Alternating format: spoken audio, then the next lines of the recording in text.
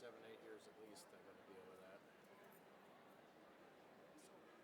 You work for somebody or you work for yourself? No, it's been the same company, though we've been bought out a number of times for actually 25 years now. 25 years in June. Used to be M&I Data Services, and then we became Metavante on our own. And then we got bought out by FIS, and that's who we are at the moment.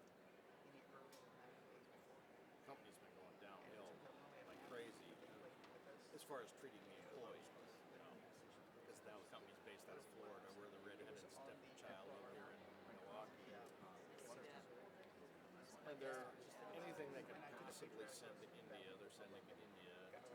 Even though the quality of work is abysmal, but you can hire 3 people for what you can get one person here, but they don't get it. They're not getting the value because those 3 people can't accomplish what the one is here. We do it in January. Oh, it's just crazy. Yeah, it always surprises me when they do that because the company has such a huge January, power grid, and I mean, just on the news last night, I heard GM's stopping selling cars because they just it wasn't a profitable venture. Yeah, I don't blame them. Yeah, it's crazy. Well, I have a customer, for GE Healthcare, they ship the product to China, which is just one electronics, but it's all made in China. Everything else is supposed to be technical.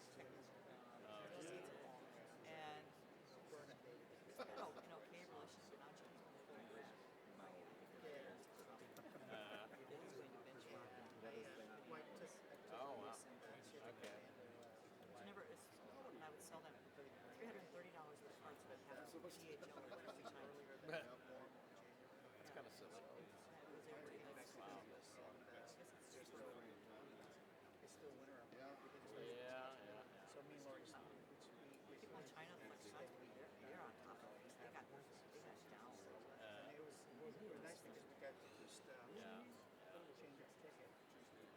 Yeah, it's kind of horrendous. So, you know, I was telling Joe, so it's just why don't they just bring a software engineer here? Yeah, right. Jump in.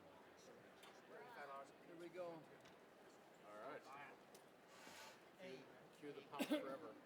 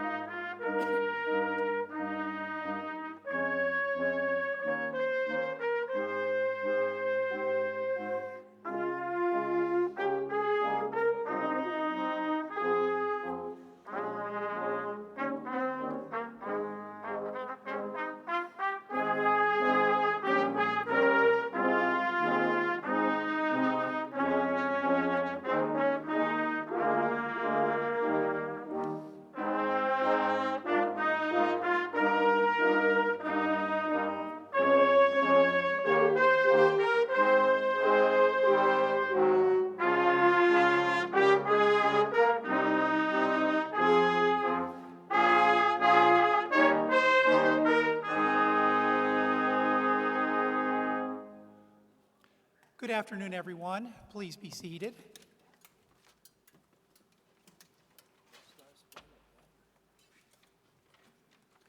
Members of the Board of Trustees, members of the faculty, graduating class of the year 2017, distinguished guests and honorees, staff, alumni, ladies and gentlemen, it's my pleasure to welcome you to these commencement ceremonies in the year 2017 for the Medical College of Wisconsin. We're pleased to honor the men and women upon whom degrees will be conferred today. This day is a great moment in the lives of these individuals and their loved ones. We're especially pleased that all of you are here today to share in their special moment. Commencement is a time to acknowledge new beginnings, not endings. You graduates are embarking on a profound and important journey. As a physician, scientist, or healthcare leader, your knowledge and skills must continue to grow because the science and the art of medicine are ever evolving. The coming years will see changes in your professions that will demand your commitment to lifelong learning.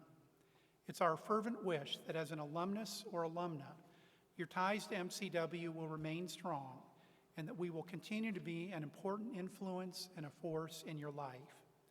We also wish that your professional life will enrich not only you and your families, but the communities in which you practice and the world as well. I now would like to introduce Mr. Jay Williams, a distinguished member of the Board of Trustees of the Medical College of Wisconsin, to offer his congratulations to our graduates.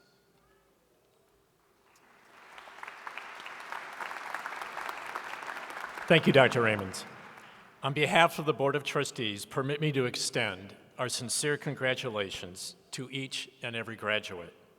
We take great pleasure and pride in your singular accomplishments. As you commence your new beginning as a scientist, a physician, or a servant of the public's health in Essex, we salute you and wish you well. We know that you will bring great honor to both yourselves and your alma mater. Congratulations and best wishes.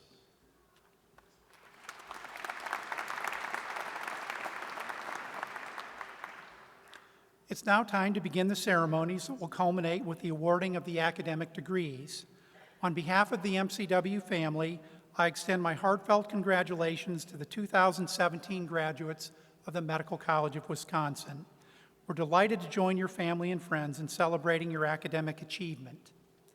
Each year, we share this graduation day with a very special group of our alumni, the School of Medicine graduates of 50 years ago.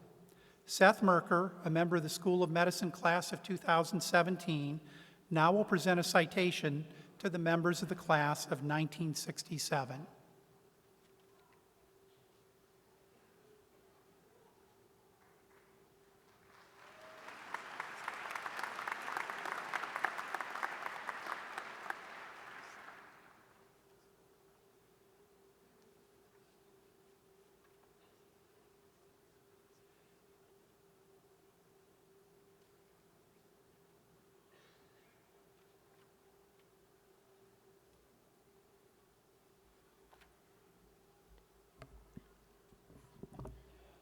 Good afternoon. We, the class of 2017, are pleased to honor the graduates from the class of 1967. It is at best a difficult task to try to contemplate the scope and magnitude of medical knowledge that has accrued in the past 50 years. Those of us graduating today can only imagine the dramatic changes which have transformed the practice of medicine. Those who can truly appreciate the advances of medicine are physicians who entered the profession decades ago. They have a special vantage point from which to observe what has transpired. Doctors, since 1967, you have practiced medicine during a period of exploding knowledge. Yours is truly a special perspective. Therefore, at this commencement, it is fitting that we, the class of 2017, who today accept the mantle of physician, recognize your 50th year as graduates from our medical school. Your careers have been marked by new beginnings, as ours will be today. MCW is pleased to honor you for your contributions to the practice of medicine during an era which has continually challenged your talent.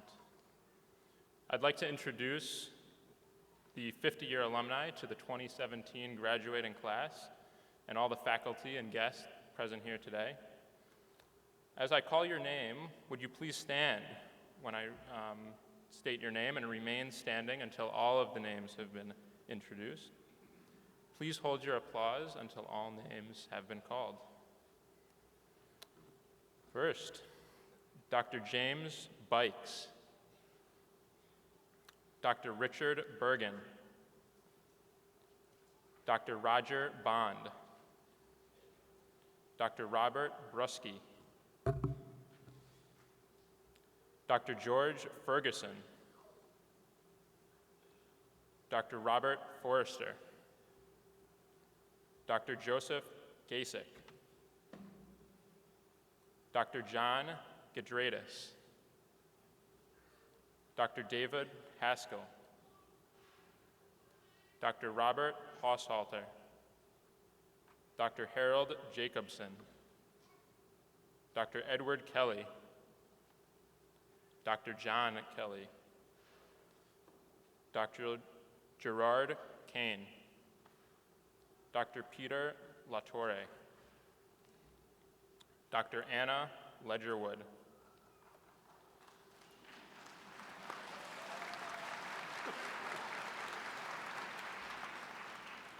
Dr. Thomas Lyons, Dr. Wallace McLean,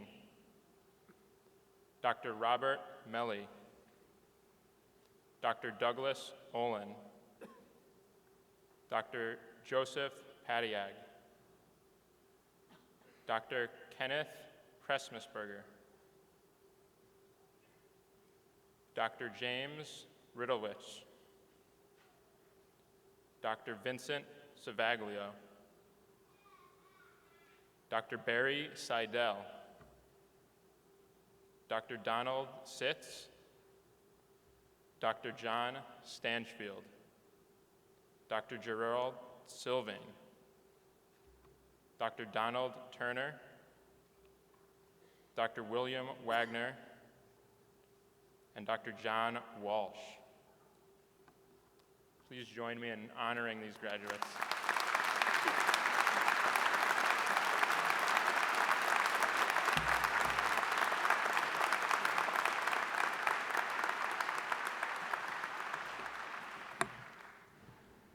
One of the highest honors that an educational institution can bestow is an honorary degree. We're privileged today to recognize 4 individuals for this award. At this time, I would like to invite to the right-hand podium Dr. Ravi Misra, Dean of the Graduate School of Biomedical Sciences, to read the citations, and Dr. Joseph Kirschner, Executive Vice President, Medical College of Wisconsin, and Dean of the School of Medicine, to center stage to assist with the hooding of our recipients. Mr. Will Allen and sponsor, Dr. David Nelson, would you please come forward?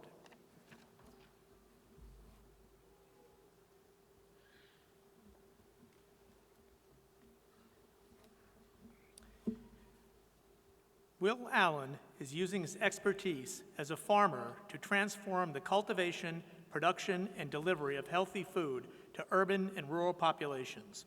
He is founder and CEO of Growing Power, which provides people from diverse backgrounds with equal access to high-quality, affordable food. Prior to launching Growing Power in 1993, Mr. Allen had a career in professional basketball and spent a number of years in corporate sales. He is a John D. and Catherine T. MacArthur Foundation Fellow and Genius Grant winner. He was named by Time magazine to its list of 100 of the world's most influential people and is a recipient of the James Beard Award. In honor of his commitment to providing our community and urban communities around the world with access to healthy, affordable food, it is my pleasure to present Will Allen to you, Mr. President, as a worthy recipient of an honorary of Doctor of Humanities degree. Mr. Will Allen.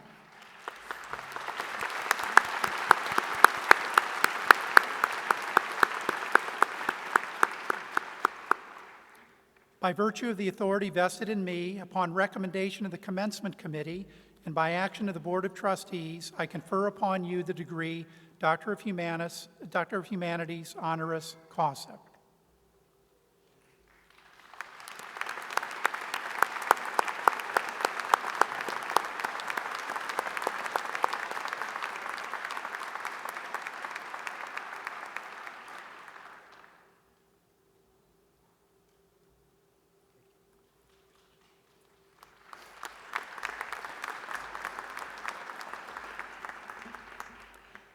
Will Ms. Donna Hippis and sponsor Dr. Stacy Young please come forward?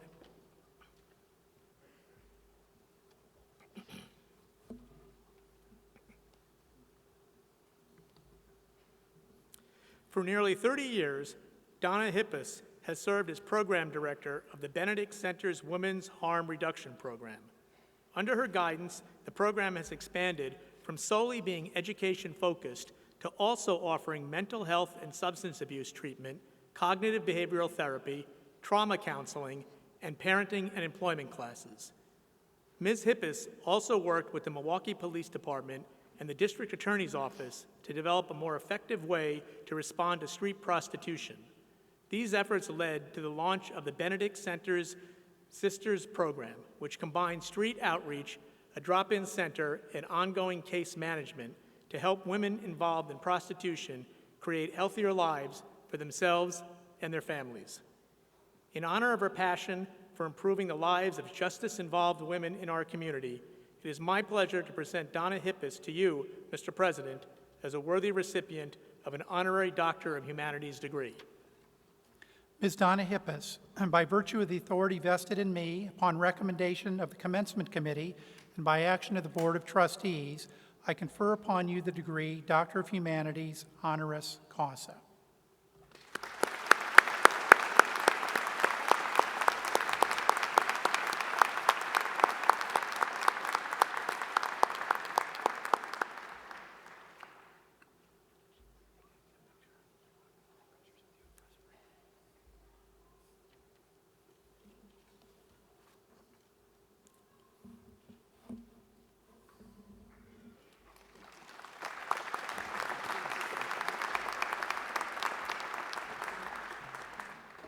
Will Mr. Ralph Holman and sponsor Mr. Gregory Wesley please come forward?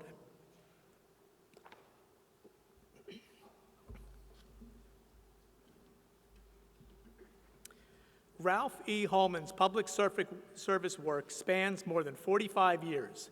He used his long career leading nonprofit organizations and government agencies to improve the lives of underrepresented members of our community.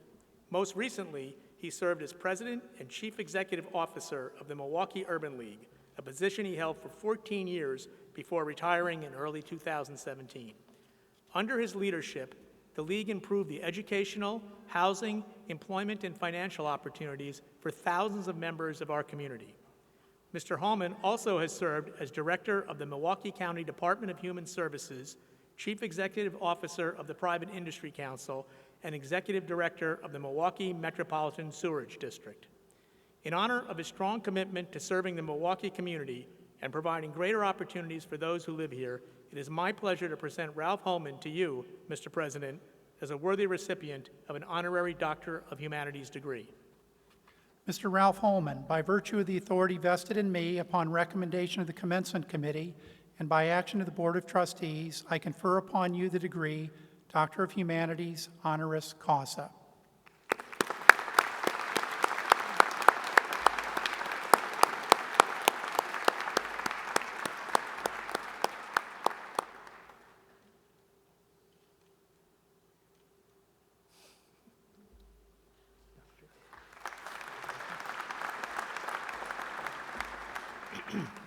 Our final honorary degree recipient and keynote speaker for today's ceremony is Dr. Elizabeth G. Nabel. Will Dr. Nabel and sponsor Dr. John Moyer please come forward?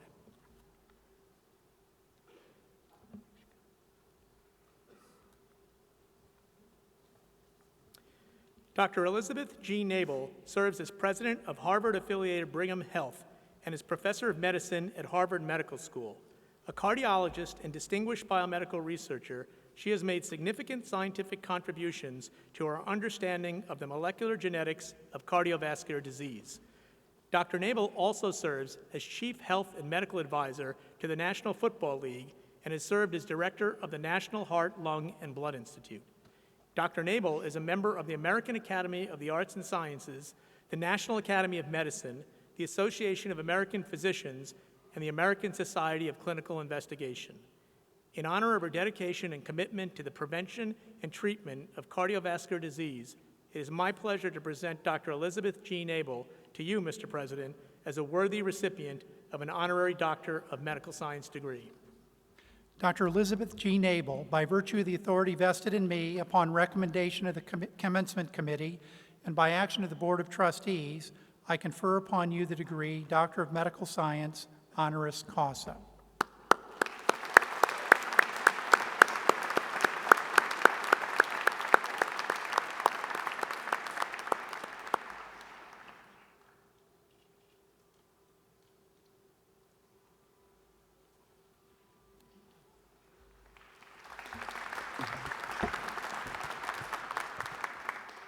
Thank you, Dr. Raymond, for the kind introduction and for inviting me.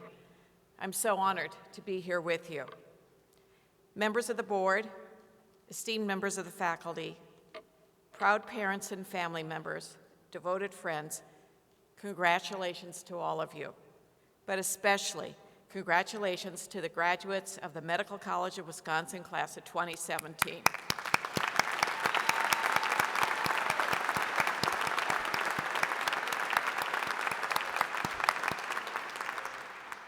Class of 2017, today is the day to celebrate the value of all the hard work that got you to this time and this place.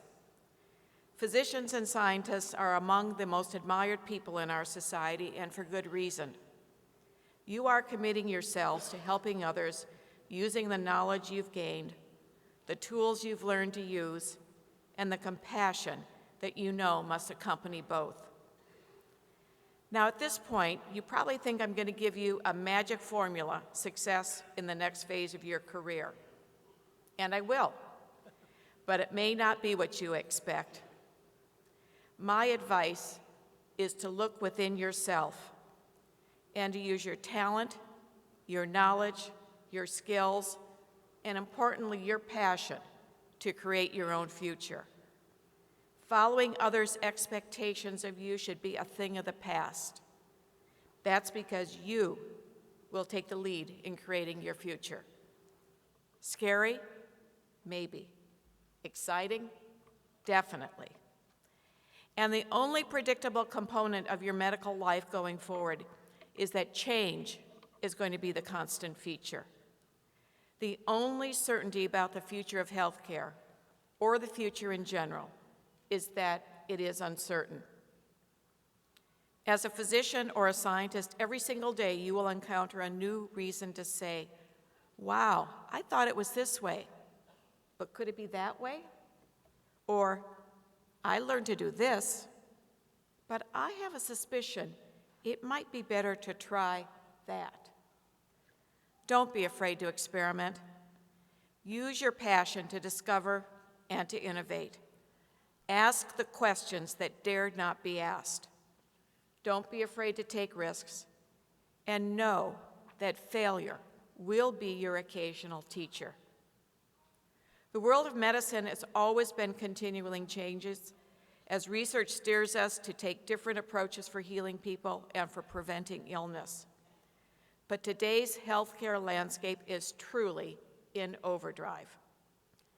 What I learned in school, what you learned in school, this information is only a starting point. Your accumulated knowledge will shift endlessly as it is scripted by new understanding and experiences. And your success will come from recognizing that uncertainty and change are opportunities for advocacy and action. Take the emergency department. Anything and everything walks in the door, and it can be a chaotic and unpredictable environment. You really don't know what to expect. You really don't know what's going to happen next. And you don't know how you're going to handle whatever it turns out to be. Expectations and assumptions guide you, mostly through what you've been taught, but sometimes they can be wrong. Many years ago, as a young medical resident working in the Brigham and Women's Hospital emergency room, I cared for a 32-year-old woman with a pretty set of non-distinct symptoms. She had a low-grade fever, she was feeling tired, she didn't feel well. So I did what was expected of me. I ordered a chest x-ray, an electrocardiogram, and some other blood tests. But I really couldn't find anything. I thought she had a viral syndrome, and I sent her home. 2 days later, she was back, having suffered a full-blown heart attack at age 32. How could this be? Women don't get heart disease. I had been taught that heart disease was a man's disease, not a woman's disease. I completely missed the diagnosis. But now, as we know now, heart disease is the #1 killer of women in this country, and it is most certainly not just a man's disease. Luckily for my patient, we saved her life with interventional therapies, and she got a second chance. But her case was much more than just a humbling learning experience for me. It was a hidden story waiting to be told, an action that needed to be taken to change the way patients and physicians think about heart disease. That experience with my patient stayed with me for many years, and I recognized the need to raise awareness about women's heart health. Years later, as director of the National Heart, Lung, and Blood Institute, I had more tools in hand to do something on a larger scale. I leveraged my leadership position to drive change by creating the Heart Truth Awareness Campaign, and with consultants, the red dress as a symbol of women and heart disease. We partnered with many professional and advocacy organizations, including the American Heart Association, the American College of Cardiology, and Women Heart. But we also knew that the NIH, as a federal government agency, our reach would be limited. So we partnered with the fashion industry and created the Red Dress Fashion Show. First Lady Laura Bush was our national ambassador, who did many events with us and took it on as one of her causes as First Lady. We also partnered with Diet Coke. As you can imagine, this was an unpopular move, since the soda industry is not a standard NIH ally.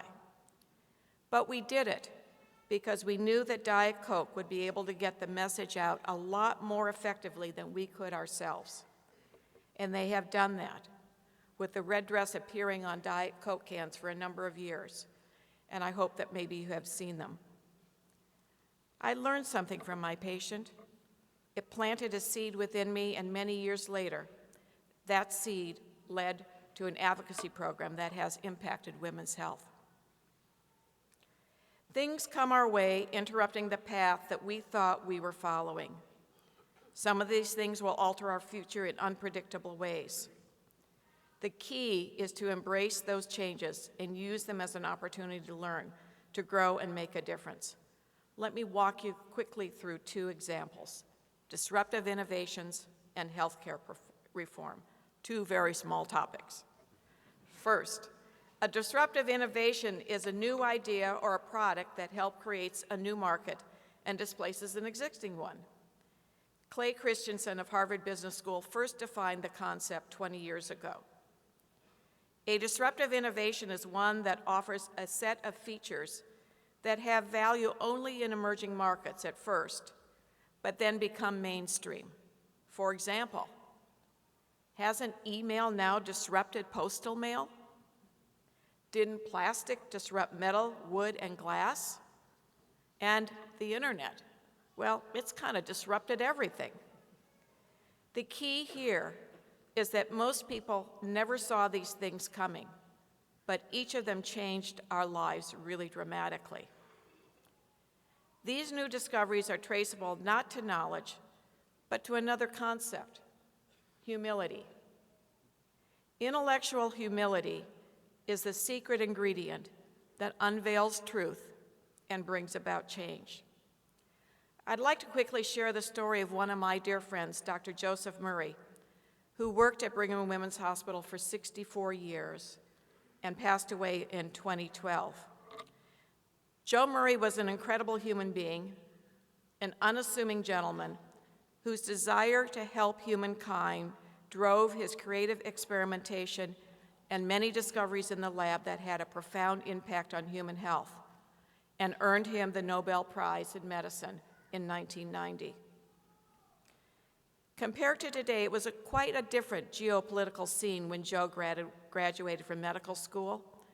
World War II was raging, and Joe was assigned to a plastic surgery unit at Valley Forge General Hospital in Pennsylvania, where he cared for the casualties of war, young soldiers with severe burns, whose only available method of treatment was to transplant skin from cadavers. After the war, Joe Murray remembered that experience, and he boldly set his sights on a new goal. He wanted to transplant a human organ, a kidney, from one identical twin to another in order to save the ailing twin's life. Joe told me that many people were very critical of his efforts, telling him it was a dumb idea, it was too dangerous, it would never work. But Joe was different. He saw our lack of knowledge as an opportunity to experiment creatively for the greater good of helping fellow humans survive. And survive they did. Joe did the first human organ transplant in 1954 between two brothers, one who had kidney disease and the other. Joe commented he really didn't know how that experiment was going to turn out. But fortunately, after about 18 hours, the new kidney started to produce urine. The brother from whom they took the kidney was getting better, and Joe was quite relieved. We now know Joe as the father of organ transplantation. Today, more than 100,000 solid organs are transplanted every year throughout the world. And this is only because Joe Murray was humble enough to question what everyone thought was fact and simply asked, what if it is not? I can't tell you what disruptive innovations are around the corner, but I can tell you they will revolutionize your lives in medicine and beyond. So be on the lookout, take a risk, and importantly, create one. Our second vignette, and our last, healthcare reform. As physicians and scientists, we carry deep within us a belief that health is a human right, and an understanding that when our health system does not serve many of our fellow Americans adequately, we must change it.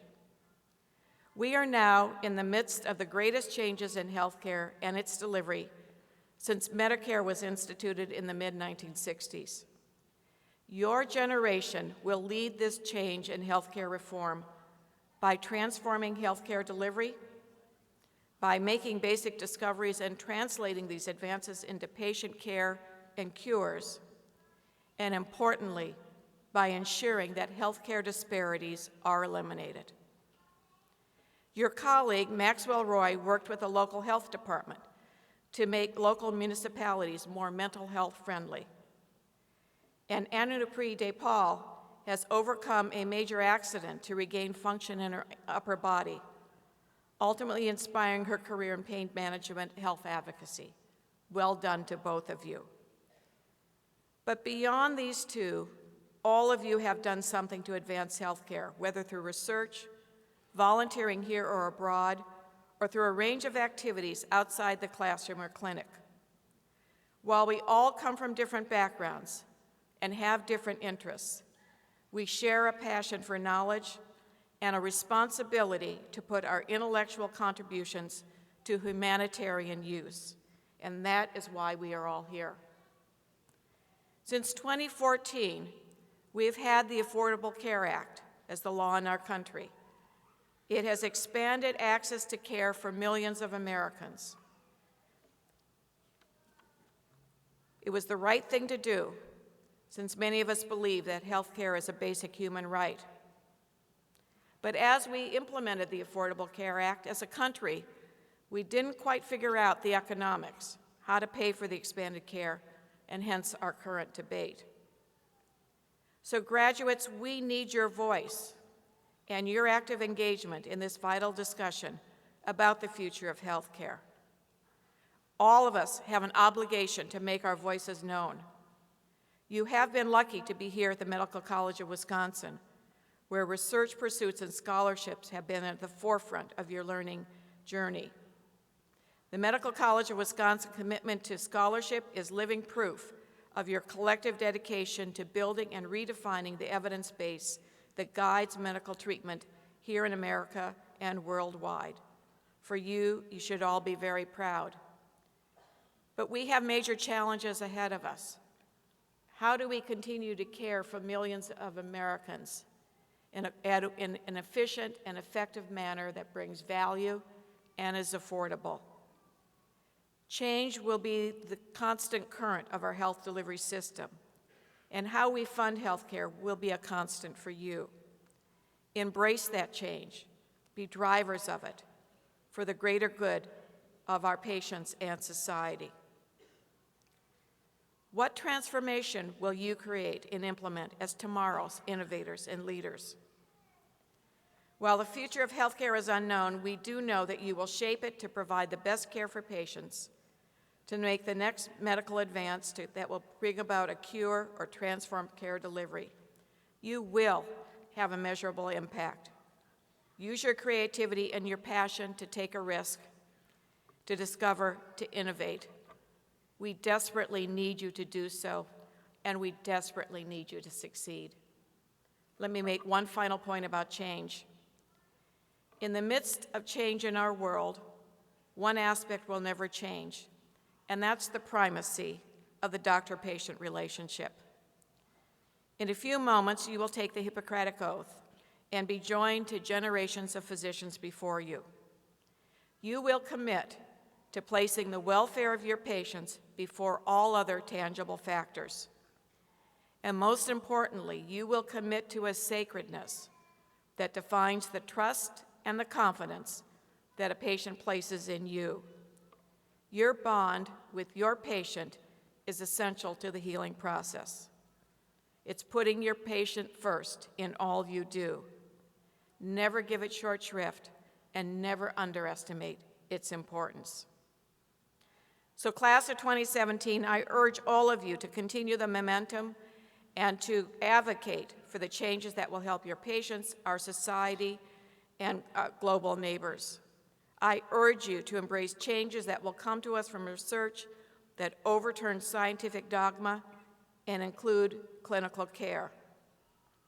President John F. Kennedy advised us to embrace this inevitability and opportunity brought about change when he spoke at the Frankfurt Assembly on June 25, 1963, the day preceding his famous Ich bin ein Berliner speech that marked a turning point in the Cold War. And I quote from President Kennedy, "Our liberty, too, is endangered if we pause for the passing moment, if we rest on our achievements, if we resist the pace of progress, for time and the world do not stand still. Change is the law of life. And for those who only look to the past or the present are certain to miss the future," unquote. Welcome change, and uncertainty is your opportunity. Recognize need in all its guises and find your instruments of change. And always remember why you joined this profession. Keeping your patients first will lead you to the right decisions. My congratulations to you, good luck, and Godspeed.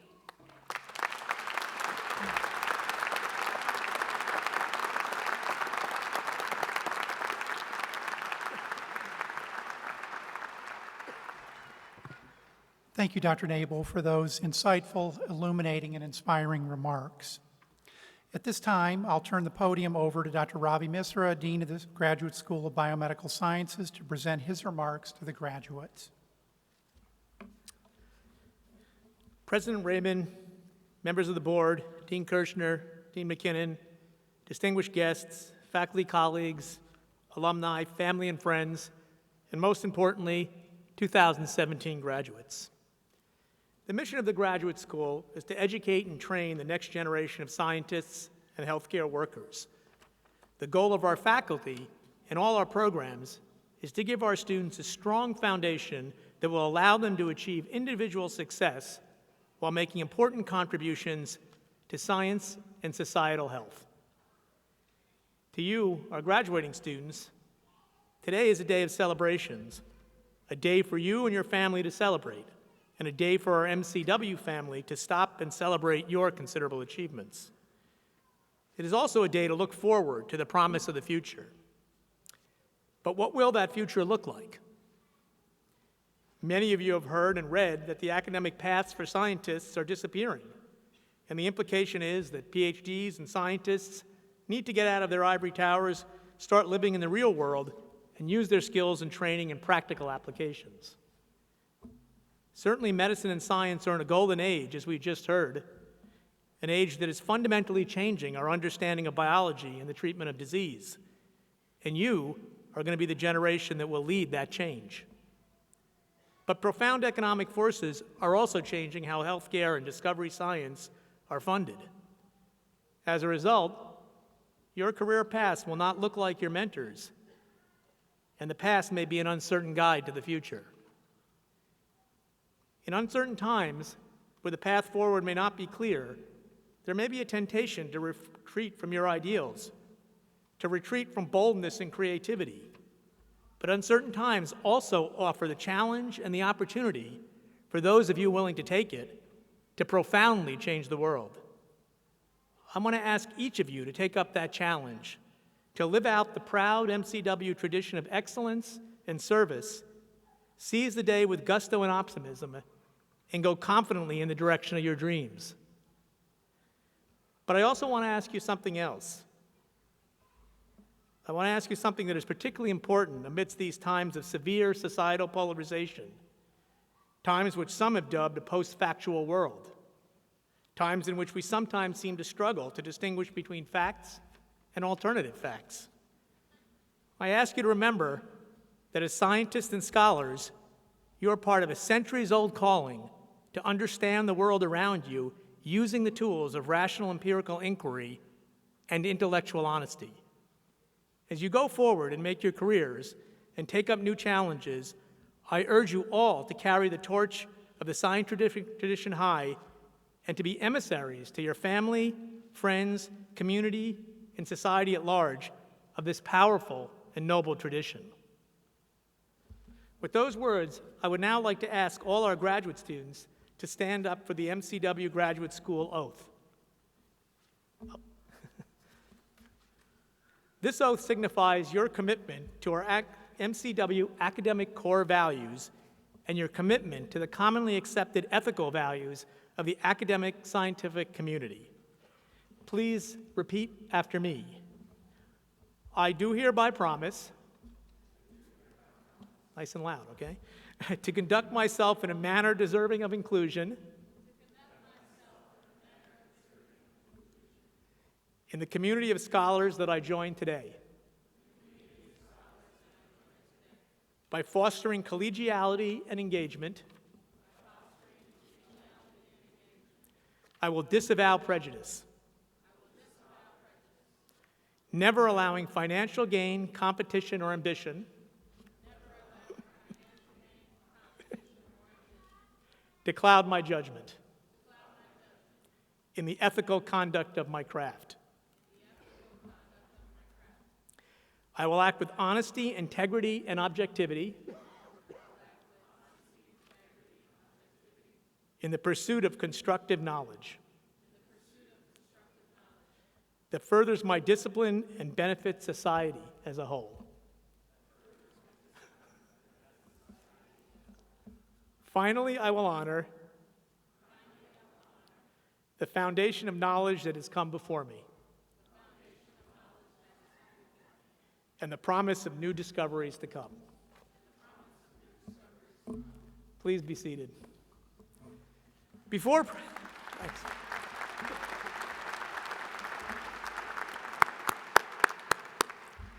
Before President Raymond confers your degrees, I want to take this opportunity to thank you for giving me a few moments of your attention on this very special day. And I ask you to accept mine and the graduate school faculty's congratulations for a job well done and the promise of a bright future. I truly wish you all the best of luck.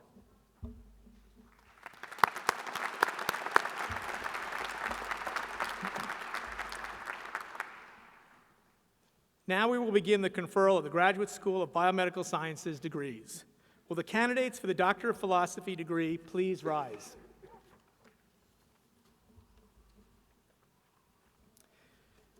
Mr. President, on behalf of the faculty of the Medical College of Wisconsin, I present these candidates for the degree of Doctor of Philosophy and recommend that this degree be conferred upon them. By the authority vested in me, I hereby confer upon you the degree of Doctor of Philosophy and pronounce you graduates of the Medical College of Wisconsin. Graduates, please come forward.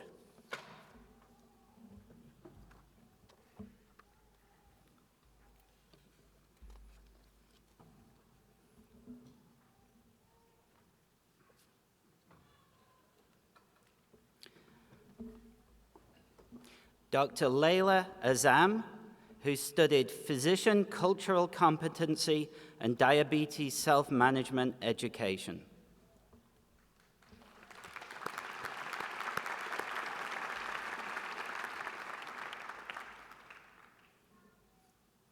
Dr. Maria Angeles Baker, who studied the attenuation of high blood pressure by kidney microRNAs.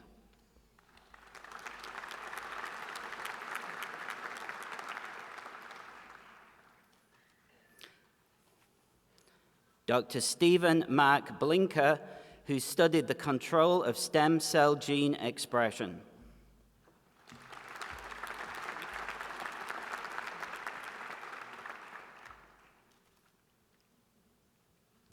Dr. Joseph Beyananebye, who studied the characteristics, regional trends, and determinants of teenage pregnancy in Uganda.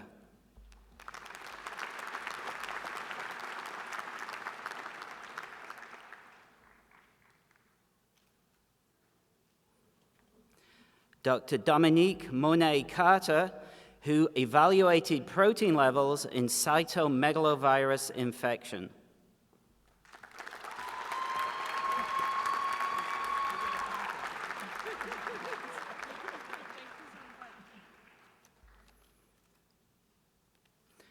Dr. Jonathan Daniel Eben, who studied using peptides to prevent cancer and cardiovascular disease.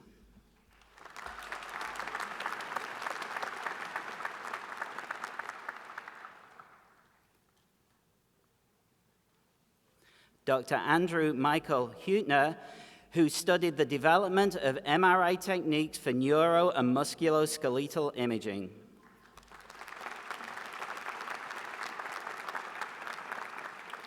Dr. Christopher Scott Langlow, who examined photoreceptor structure in total colorblindness.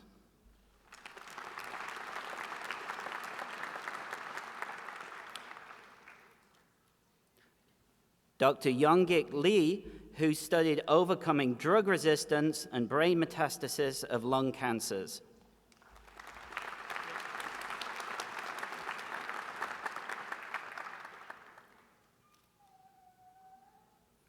Dr. Panida Lertkiat-Monkol, who studied the role of sticky proteins in resealing leaky blood vessels.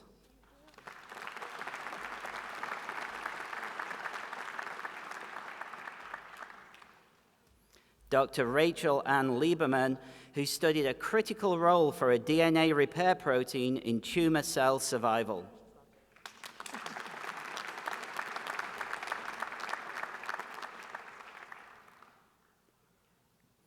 Dr. Michael Martens, who studied sample size in biostatistical risk and survival analysis.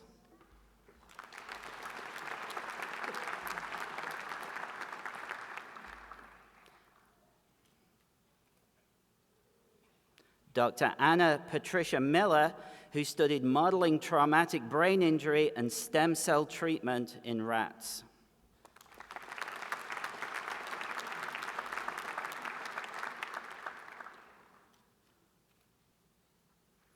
Dr. Brendan James Olson, who studied the roles of nitric oxide in type 1 diabetes.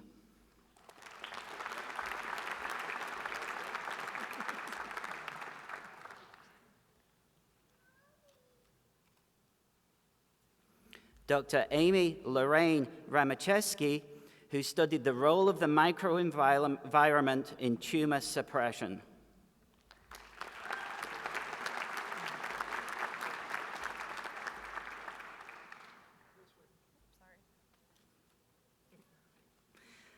Dr. Zachary Shaheen, who studied viral infection in the context of type 1 diabetes.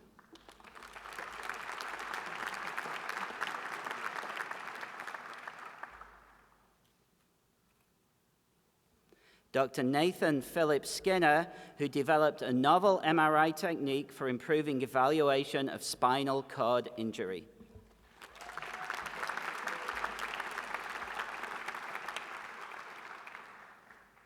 Dr. Michael John Tanner, who discovered how glucose impairs blood vessel function by altering mitochondrial structure.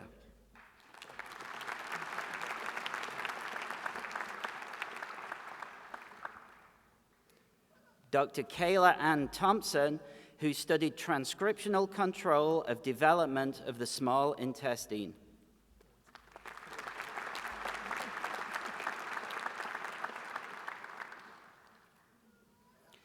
Dr. Amanda Lynn Yorick, who studied signaling pathways necessary for liver development from stem cells.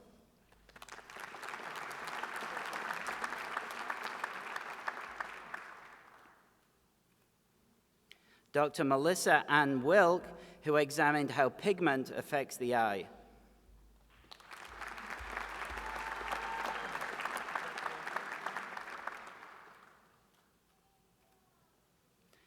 Dr. Catherine Janelle Hendley Zapier, who studied pain and hypersensitivity in sickle cell disease.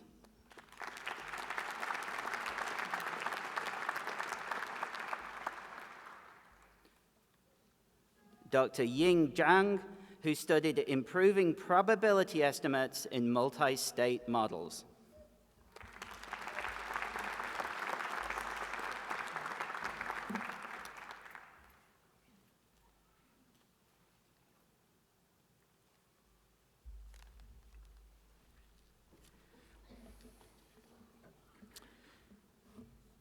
I will now present the candidates for the Master of Science degree. Candidates, arise. By the authority vested in me, I hereby confer upon you the degree of Master of Science and pronounce you graduates of the Medical College of Wisconsin. Graduates, please come forward to receive your diplomas.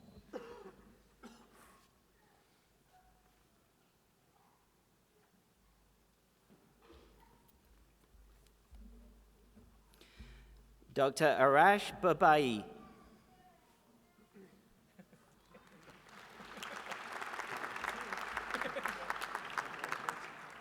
Dr. Mark Charles Cassetti.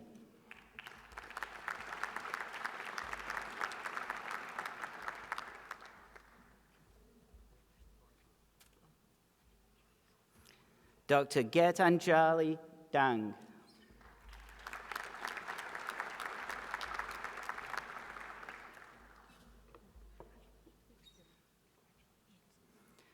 Dr. Ankur Datta.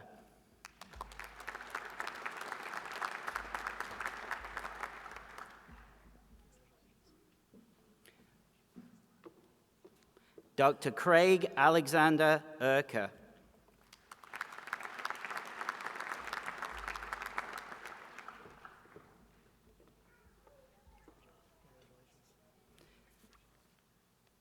Dr. Yong Liu.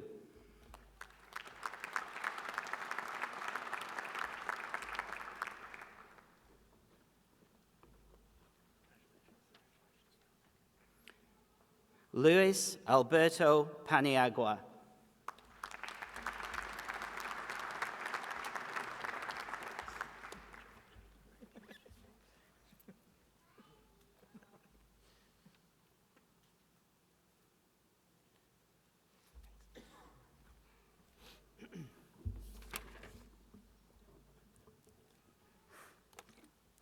I will now present the candidates for the degree of Master of Arts. Candidates, arise. Mr. President, these candidates have qualified for the Master of Arts degree and have been so certified by the faculty of the Graduate School of Biomedical Sciences. I am pleased to present these candidates to you and recommend that the degree Master of Arts be conferred upon them. By the authority vested in me, I hereby confer upon you the degree of Master of Arts and pronounce you graduates of the Medical College of Wisconsin. Graduates, please come forward to receive your diplomas.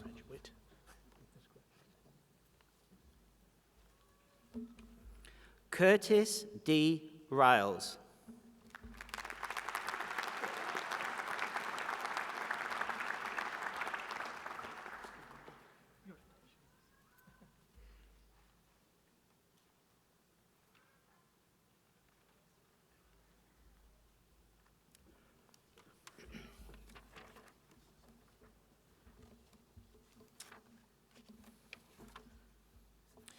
I will now present the candidates for the degree of Master in Medical Physiology. Candidates, arise.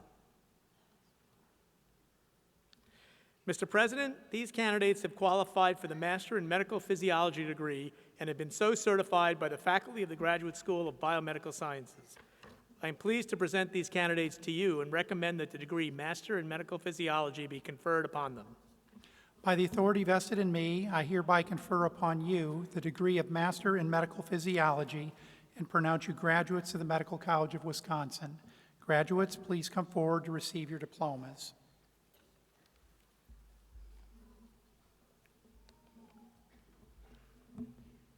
Zachary Stephen Affelt.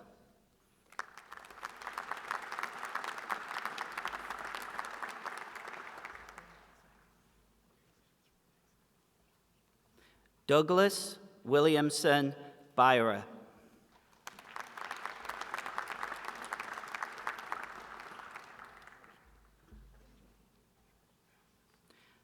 Trina Kayam Capelli.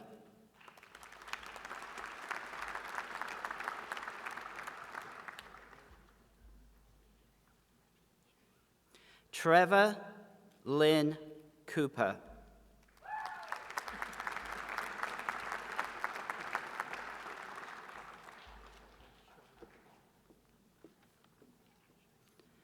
Elliot Vincent Humiston.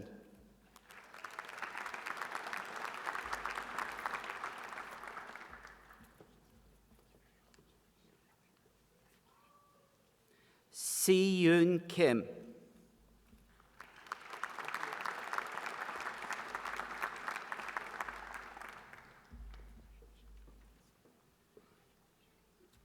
Kendall Martin.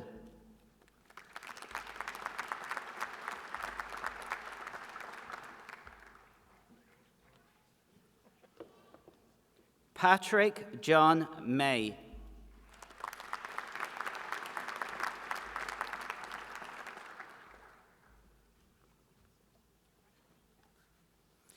Janet Muller.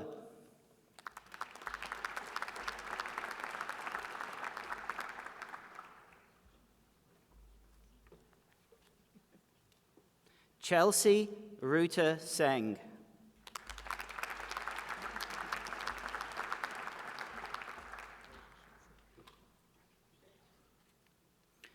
Justin Allen Roundtree.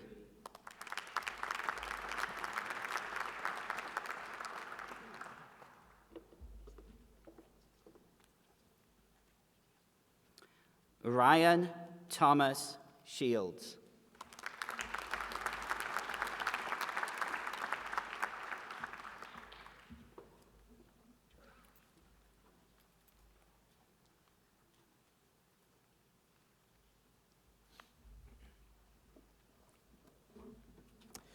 I will now present the candidates for the degree of Master of Public Health. Candidates, please arise.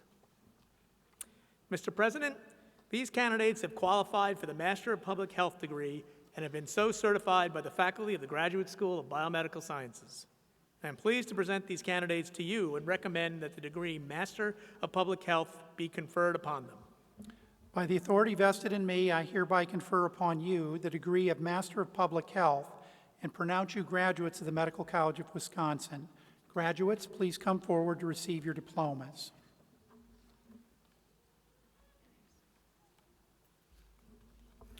Amy Brudnicki.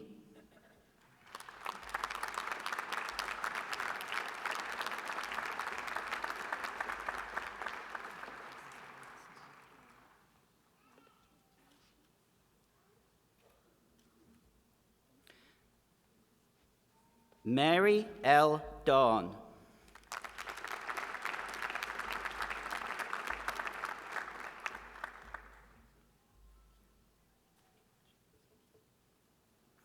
Douglas D. Durley, Jr.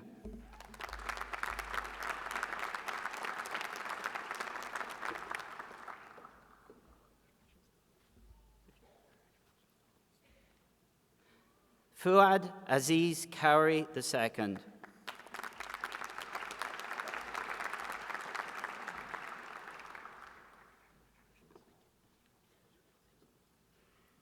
Marta Cooling.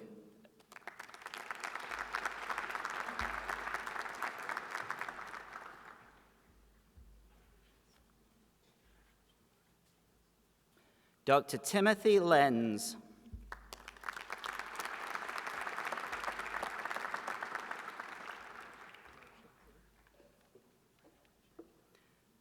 Dr. Jessica Olson.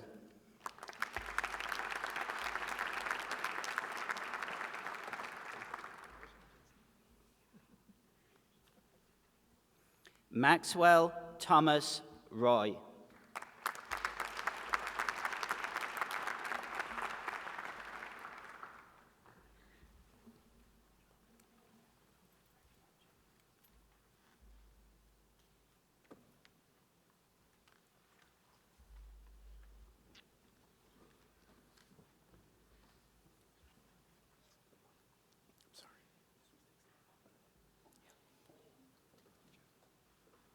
Will those graduates who have received the degree of Doctor of Philosophy, Master of Science, Master of Arts, Master in Medical Physiology, and Master of Public Health please rise? As graduates of MCW's Graduate School of Biomedical Sciences, you've chosen to dedicate your lives and careers to discovery and the generation of new knowledge, and to the health of the public.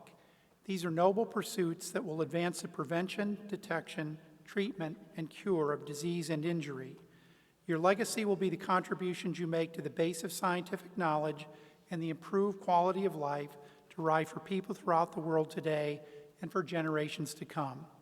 We congratulate you, the graduates of MCW's Graduate School of Biomedical Sciences, class of 2017.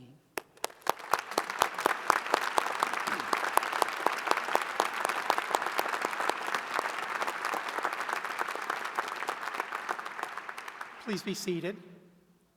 At this time, I'd like to turn the podium over to Dr. Joseph Kirschner, Dean of the School of Medicine and Executive Vice President of MCW, to present remarks to the medical school graduates.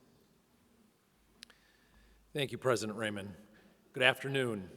I wish to extend my welcome to the members of the MCW Board of Trustees, distinguished guests and honorees, members of the faculty, and today's graduates, their families, friends, and loved ones. Today is an exciting day. It is a day which you will fulfill a dream that many of you have had for many, many years. It is the day in which you truly mark the beginning of a magnificent opportunity ahead of you as a physician and healer. It is the day in which I feel most privileged in my role as Dean of the School of Medicine, as I welcome you no longer as medical students, but as colleagues on what is the most amazing journey anyone could ever wish for. It is a day that, along with only a handful of others in your lives, you will remember most vividly in the years to come. As an MCW alum, I remember this day like it was yesterday.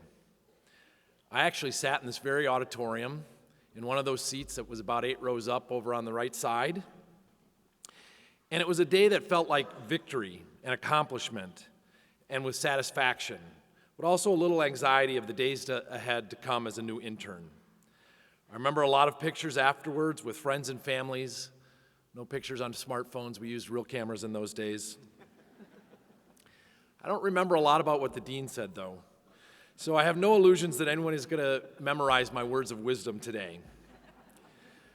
Which is why I hope my comments will inspire some behavioral habits and priorities, which you don't need to remember where they came from, maybe a recollection of their being tied to MCW way back when, as you move forward from this day.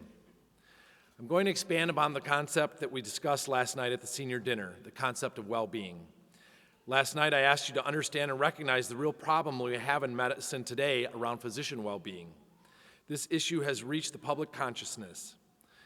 Jimmy Fallon actually did a joke on it on the Tonight Show earlier this week, so that's how you know it's really there in people's minds and front and center. So as I start, last night I asked you to lean on your loved ones and to work with your colleagues to help address this issue. This afternoon I would like to provide some additional suggestions with the understanding that this is a complicated topic which cannot be resolved simplistically.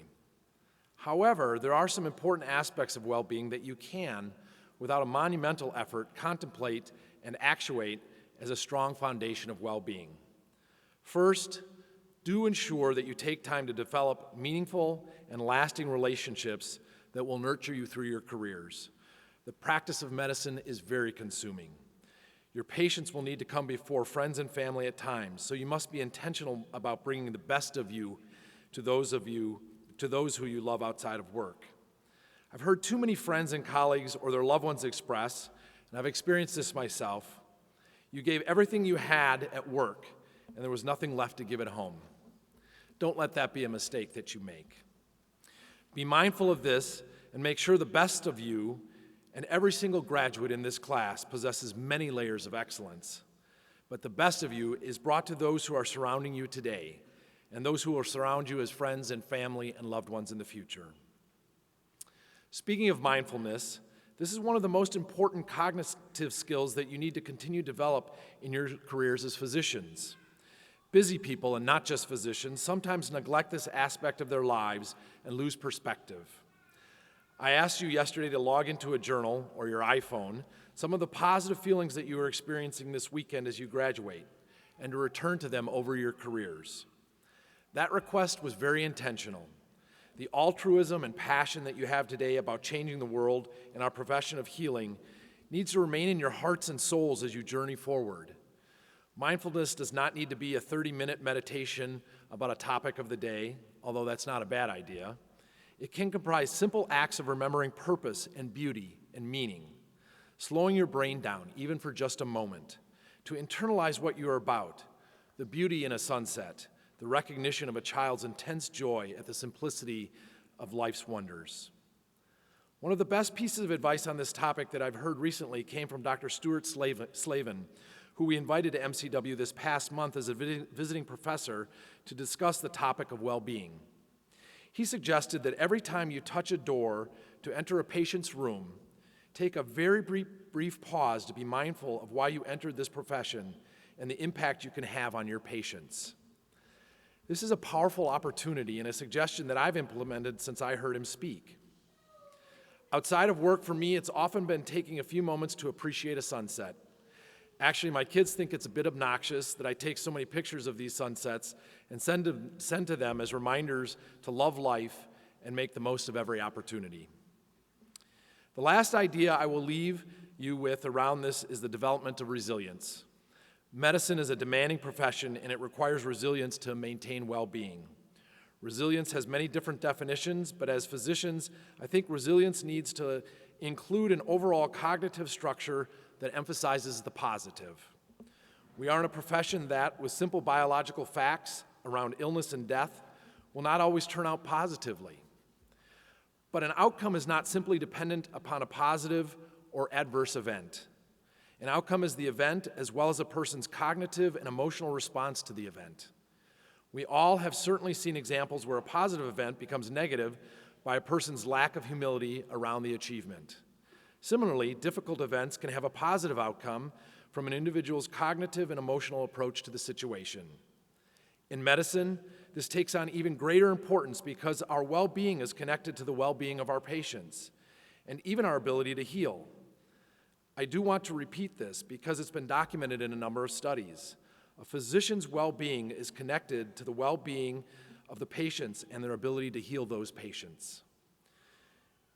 At times of difficulty, when the ability to heal is no longer possible, your patients and families will need a physician who can approach the situation with empathy, understanding, and caring, which, if you cultivate these qualities, will lead to positive outcomes even in the most difficult of times. Finally, I'll leave you with one of my favorite quotes, which is, "Attitude impacts our perceptions, which impacts our reality." As you graduate today, I know that MCW has given you the tools to approach your careers with mindfulness, positivity, and resilience, so that you will create a reality in our profession that is based upon caring, empathy, and professionalism. I have the greatest confidence that you will do so in a way that brings you a life filled with well-being, serving in truly one of the greatest vocations possible, that of a physician. I offer my warmest congratulations to all of you, the class of 2017, our new physicians. The MCW family looks forward to sharing your many triumphs and accomplishments in the coming years.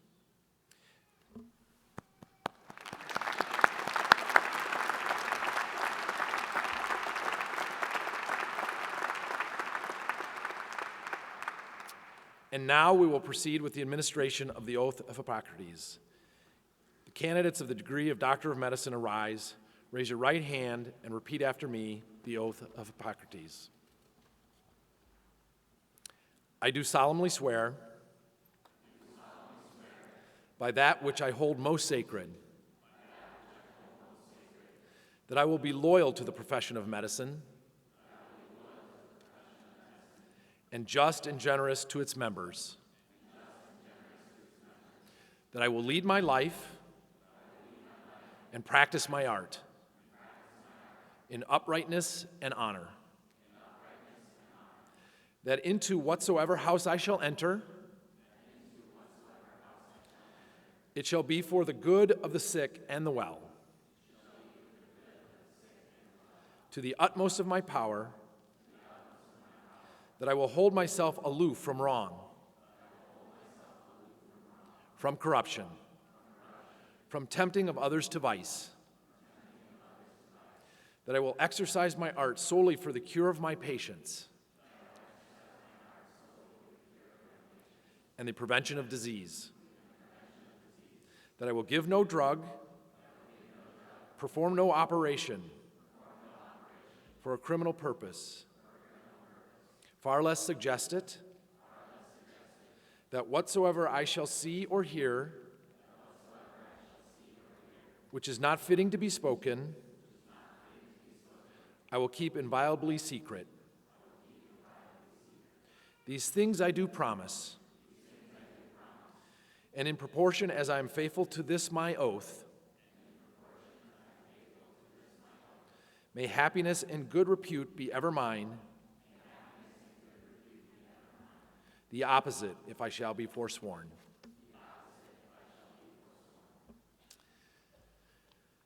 You can be seated.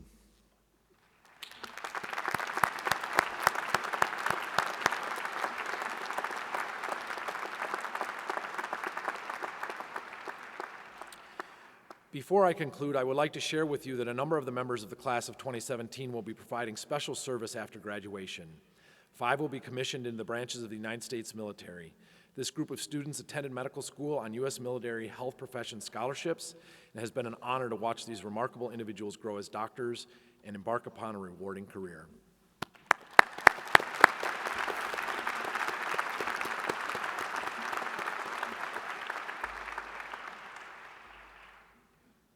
President Raymond, on behalf of the faculty of the Medical College of Wisconsin, I present these candidates for the degree of Doctor of Medicine and recommend that this degree be conferred upon them. By the authority vested in me, I confer upon you the degree of Doctor of Medicine and pronounce you graduates of the Medical College of Wisconsin. Graduates, please come forward to receive your diplomas. First in line, please come up the stairs and stand on the blue star.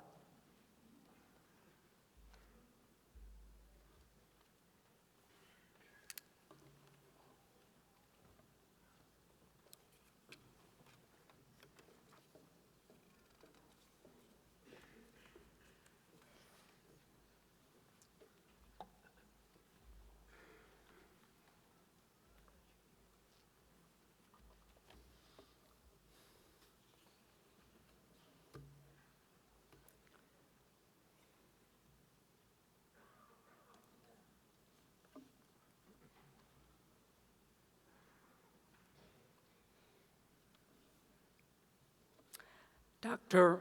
Omer Aman Abba Omer.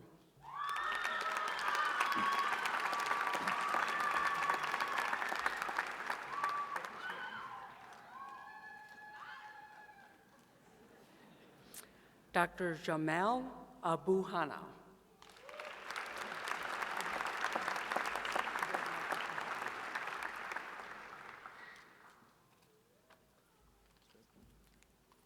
Dr. Marina Afi.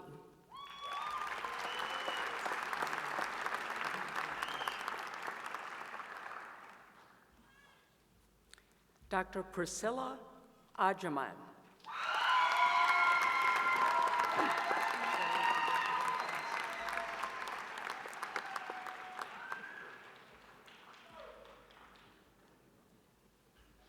Dr. Catherine Ann Eltanji.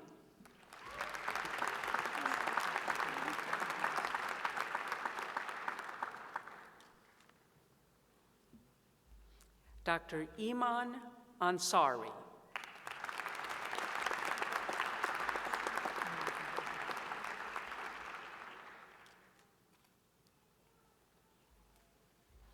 Dr. Adrian Isabo Anthony.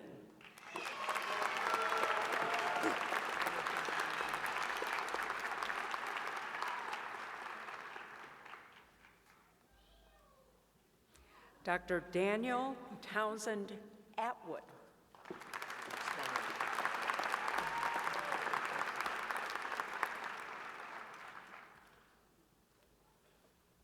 Dr. Ryan Scott Bailey.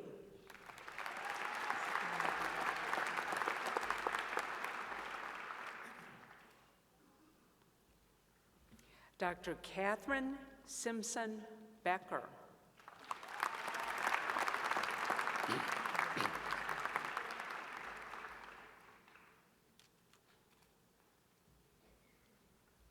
Dr. Michael Robert Berquist.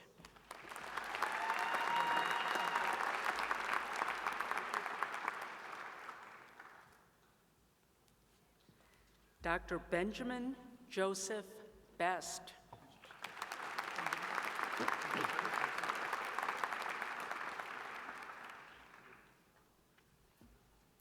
Dr. Callie Lynn Bishop.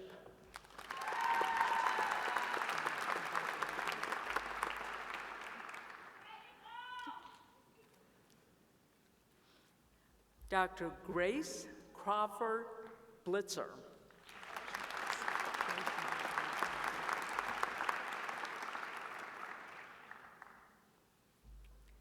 Dr. Allison Marie Bach.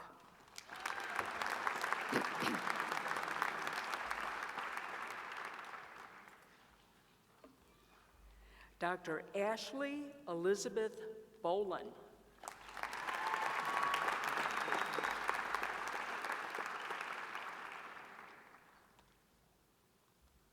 Dr. Emily Ann Boyle.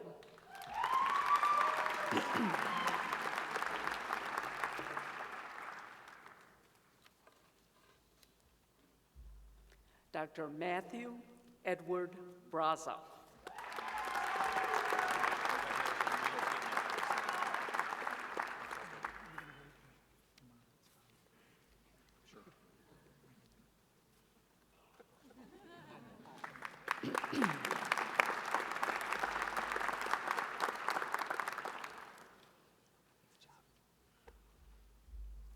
Dr. Cole James Burkhartsmeyer.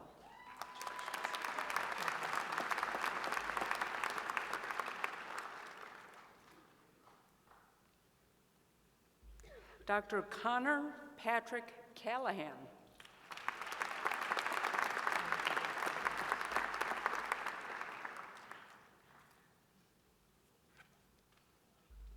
Dr. Emily Ann Kalin.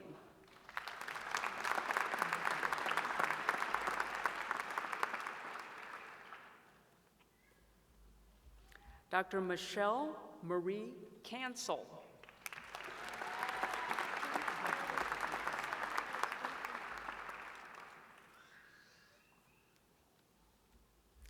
Dr. Timothy Clifford Carl.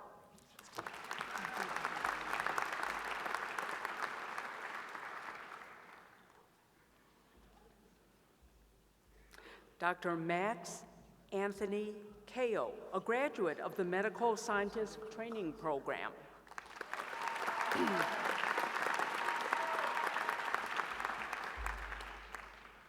Dr. Jacqueline Chen.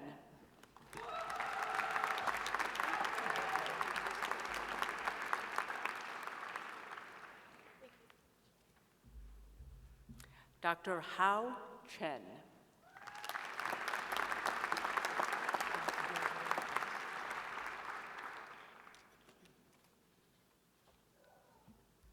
Dr. Kathan Chintamaneni.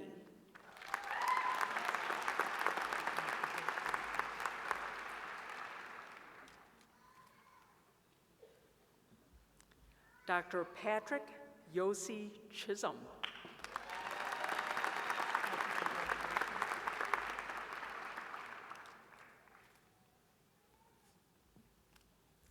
Dr. Andrew Chung.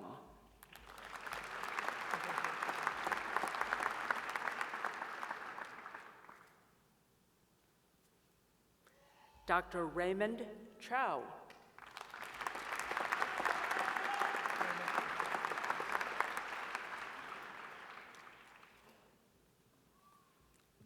Dr. Brett Aaron Cohen.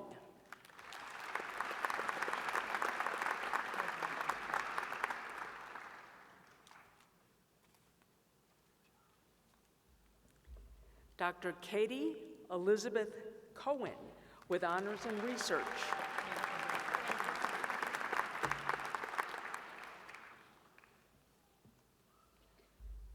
Dr. Derek Scott Damrome.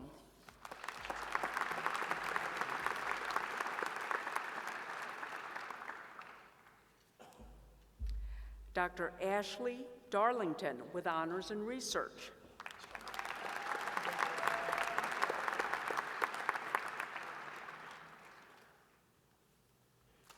Dr. Seth Joseph Davis with honors in research.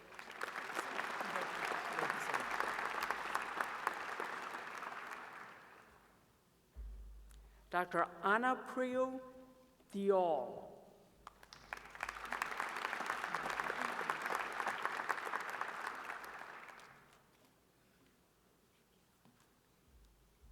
Dr. Justin Tyler Dupre.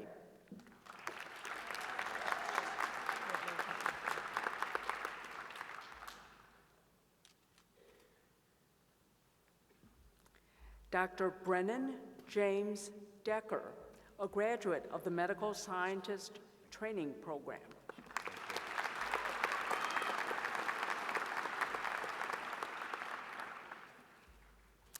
Dr. Reese Christ DeHaan with honors in research.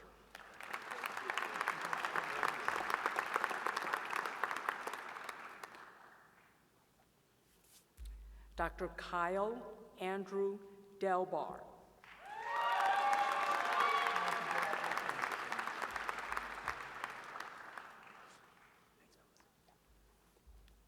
Dr. Anna Angelica Delorme.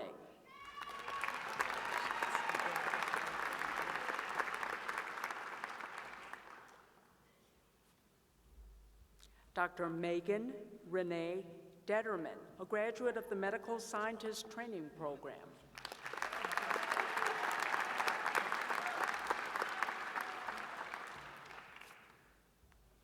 Dr. Navkiran Kaur Dillon.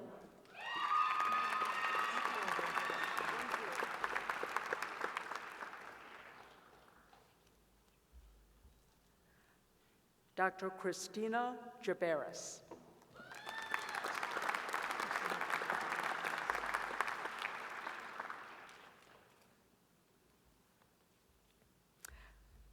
Dr. Katie Johanna Daberpool.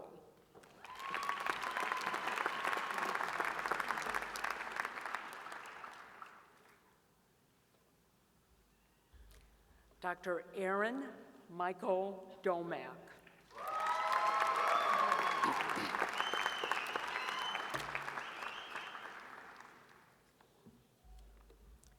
Dr. Nicholas Kenneth Donahue.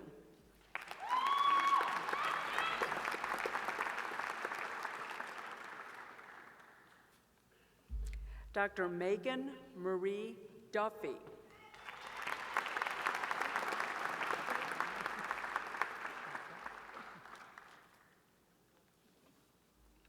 Dr. Karen Ellis Estrada Stephen.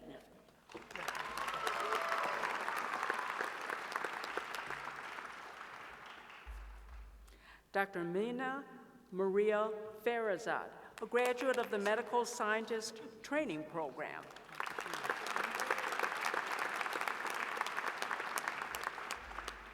Dr. Emma Kate Gibson.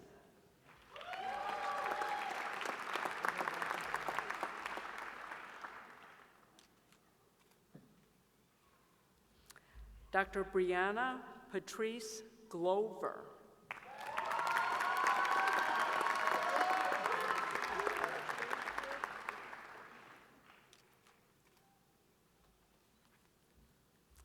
Dr. Lisa Marie Godhart.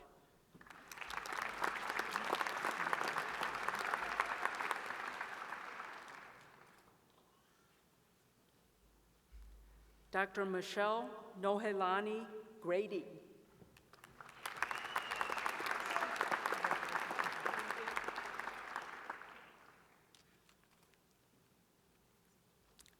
Dr. Kyle Greiber.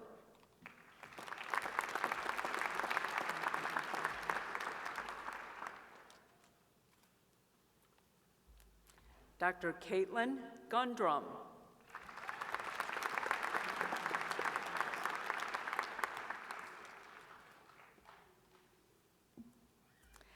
Dr. Meng-Shan Guo.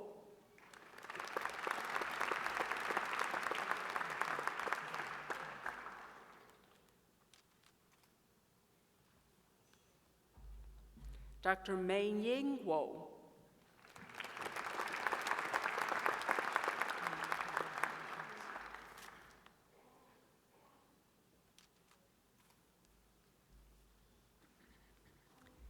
Dr. Christy Lee Gwitt. Dr. Gwitt is a lieutenant in the U.S. Navy.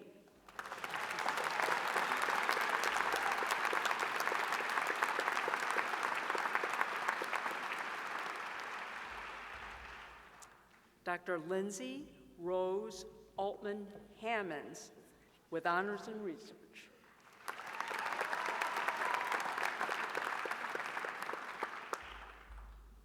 Dr. Paul Hanna with honors in research.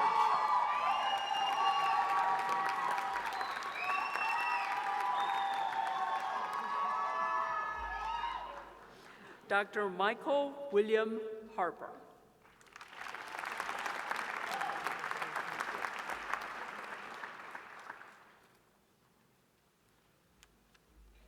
Dr. Gareth Patrick Kilvington Hattersley.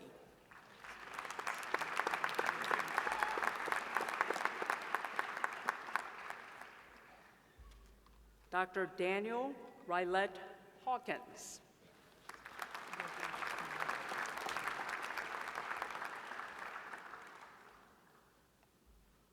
Dr. Jonathan William Heimler.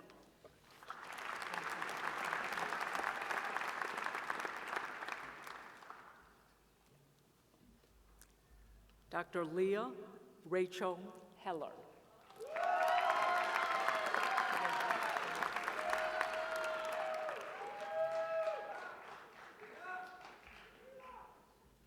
Dr. Grace Ann Hendricks.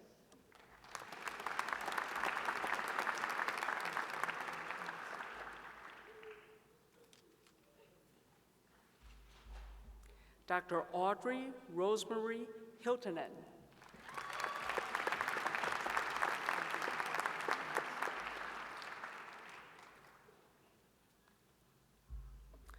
Dr. Nargis Lily Horiat.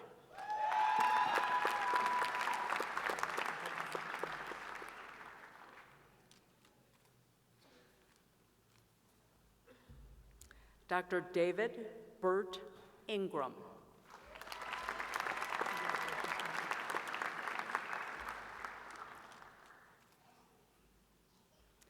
Dr. Stanley Gunther Jablonski.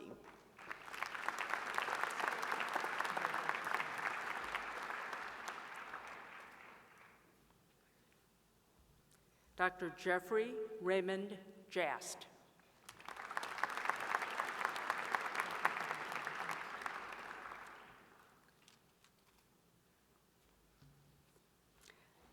Dr. McMichael Cashman Jensen.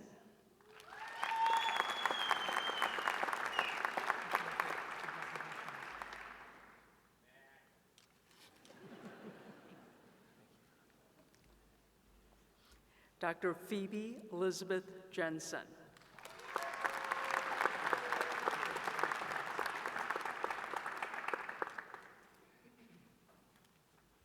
Dr. Theodore Michael Jensen.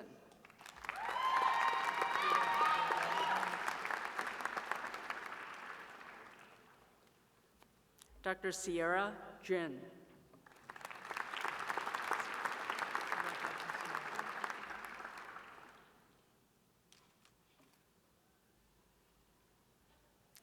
Dr. Colin Mark Johnson.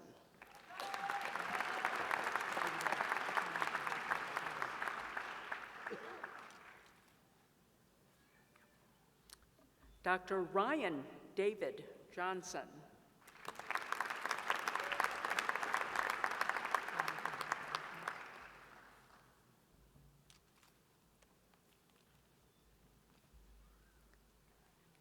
Dr. Stephanie Elizabeth Jones.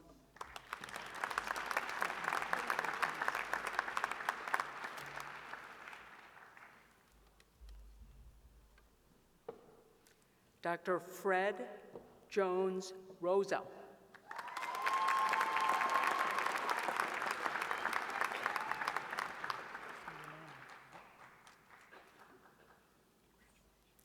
Dr. Kara Kaplan with honors in research.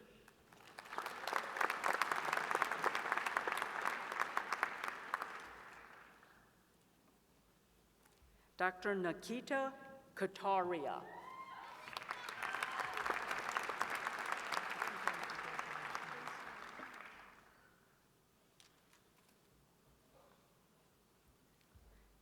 Dr. Karina Marie Ketchko.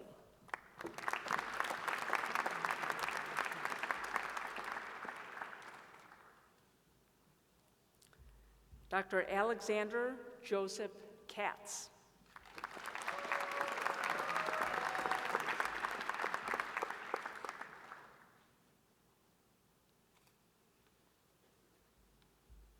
Dr. John Martin Keegan.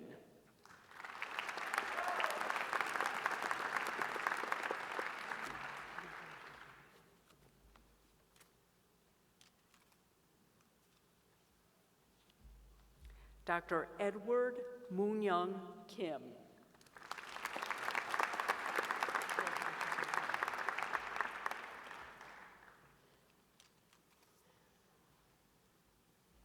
Dr. Adam James Kinzel with honors in research.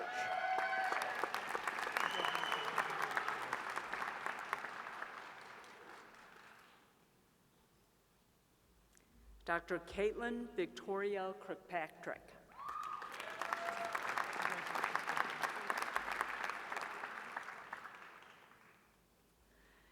Dr. James Scott Kleist.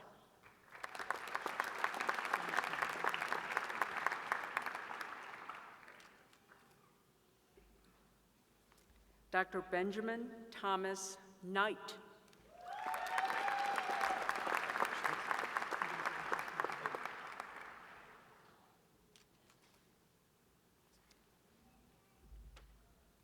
Dr. Joshua Michael Coles.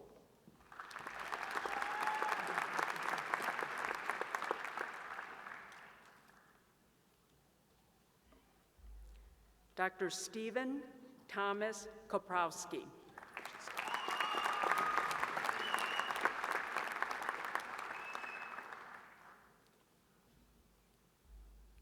Dr. Mallory Jane Cola.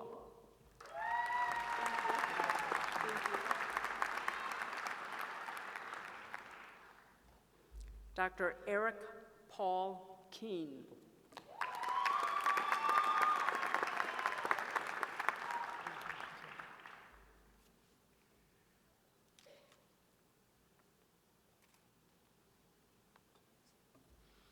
Dr. Zoe Elizabeth Lake.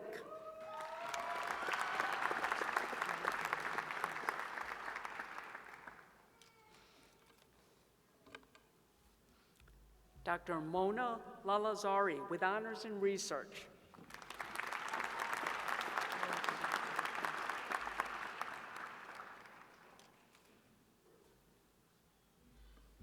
Dr. Michael Edward Larson.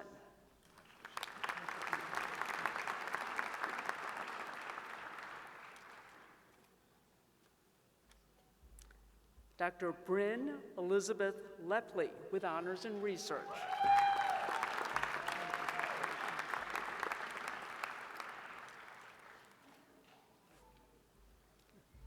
Dr. Bishwan Lin with honors in research.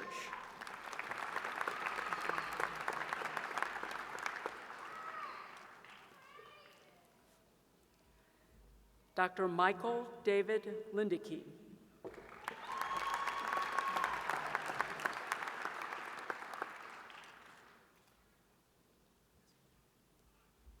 Dr. Sarah Scott Lindeke.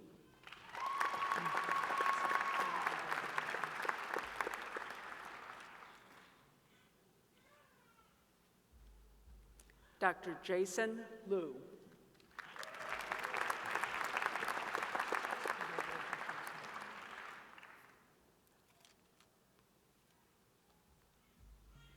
Dr. David Edward Laffren.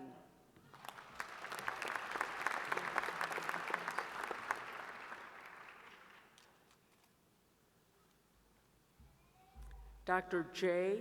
Raj Luther.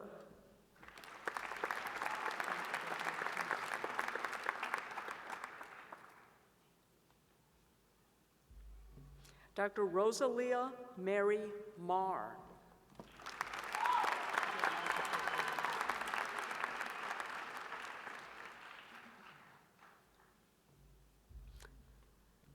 Dr. Jeanette Hosi Mann with honors in research.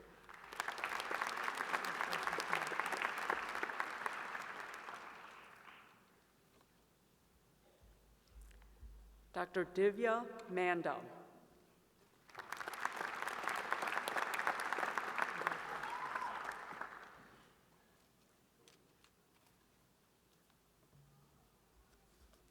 Dr. Brittany Amanda Mays.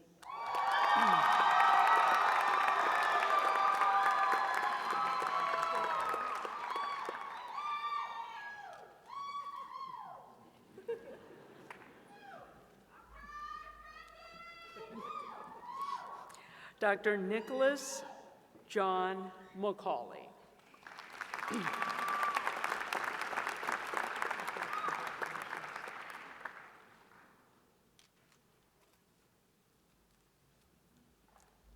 Dr. Garrett Nelson McCoy.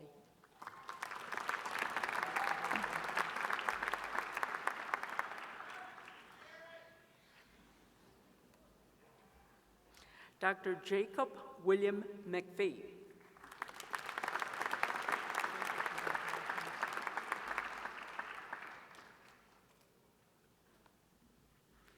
Dr. Brianna Lynn McSorley.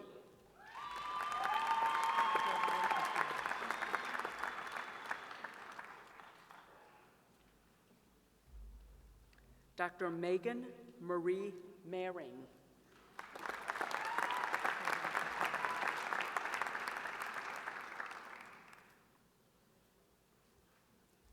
Dr. Seth Harris Merker.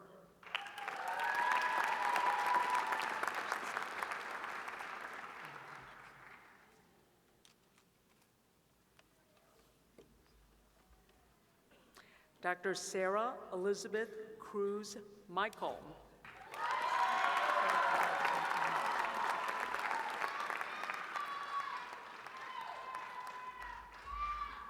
Dr. Baja Marie Mahalski. with honors in research.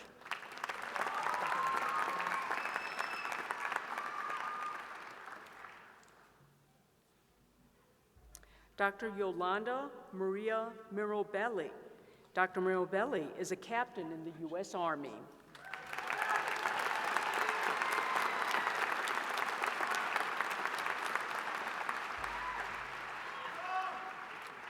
Dr. Megan Marie Monen.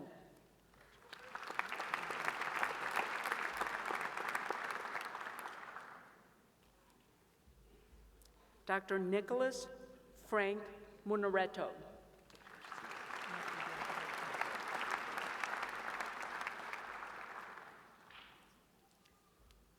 Dr. James Kenneth Murtha.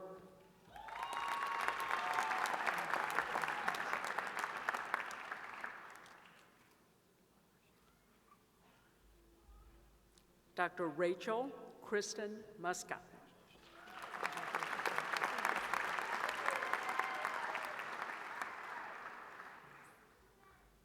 Dr. Stephen Patrick Nelson.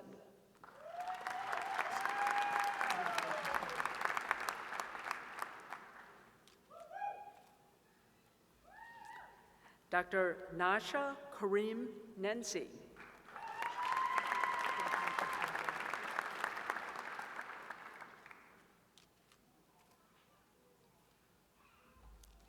Dr. Elizabeth Susan Newman.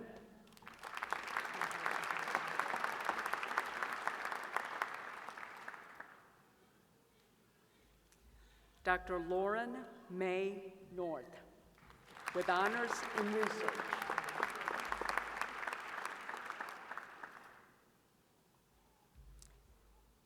Dr. Eric Michael Orogi.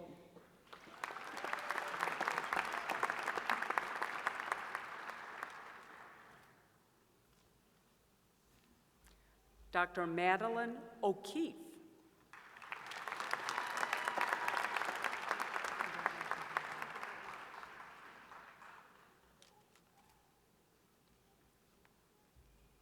Dr. Gabriel Lee Oland.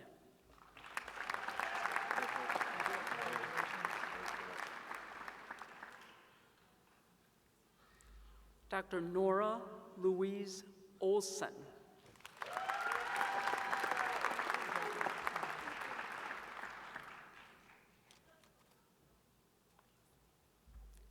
Dr. Sarah Jane Ngoji Onyama.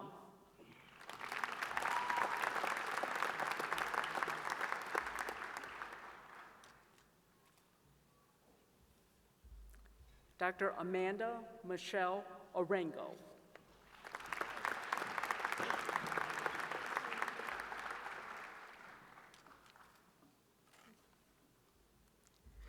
Dr. Anna Keum Lim Park.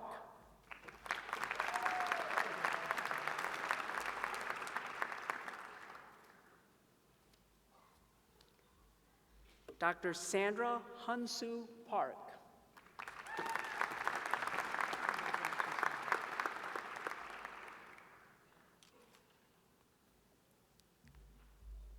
Dr. Michael David Parman.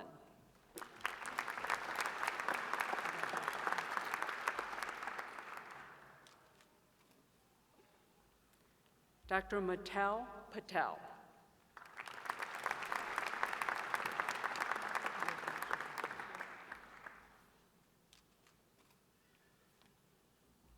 Dr. Mohit Patel.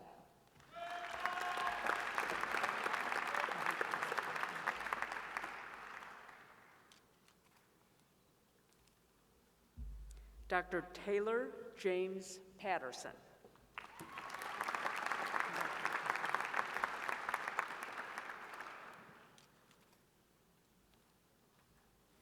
Dr. Brian James Pellet.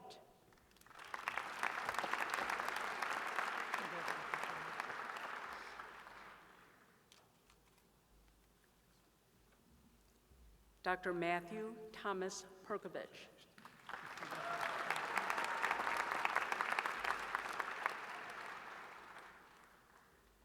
Dr. Michael Lino Felipe Payton.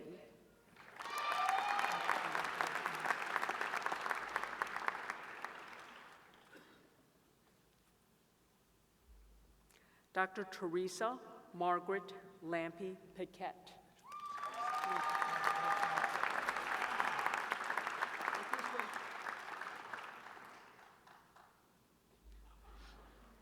Dr. Marie Marika Podkolniak.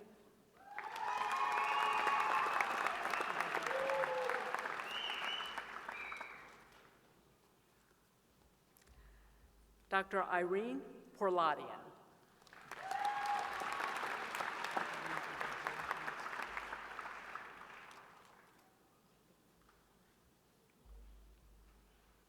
Dr. Amanda Velling Radke. Dr. Radke is a captain in the U.S. Air Force.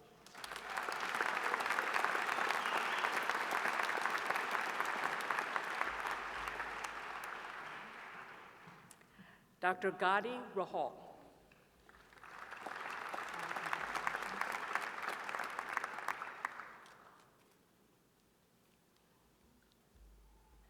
Dr. Edward Lyon Randerson with honors in research.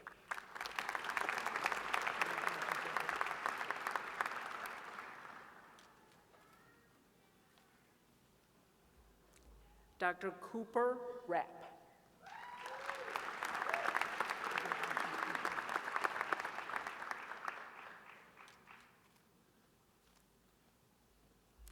Dr. Amir Ali Razmazoo.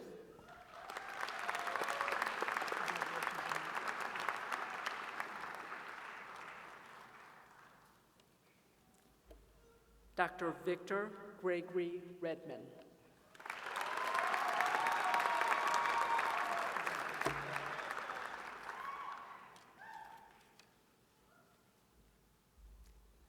Dr. Heather K. Reichert with honors in research.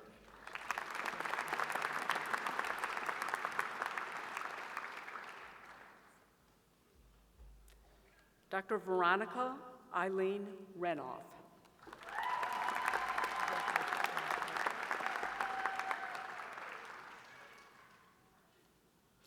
Dr. Trevor Michael Rich with honors in research.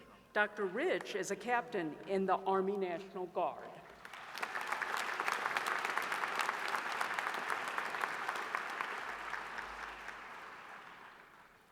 Dr. Michael Adam Richmond.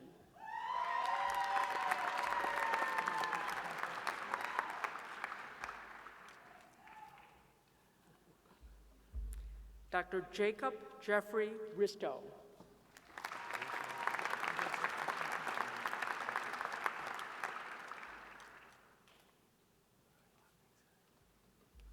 Dr. Eric Anson Runsheimer.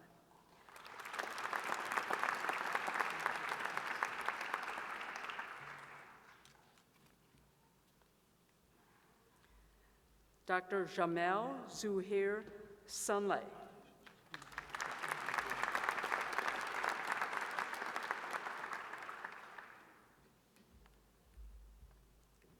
Dr. Anam Samdani.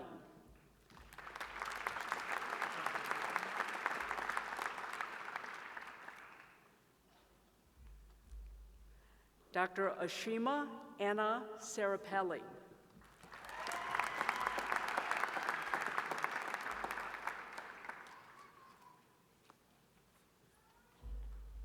Dr. Ankasha Saxena.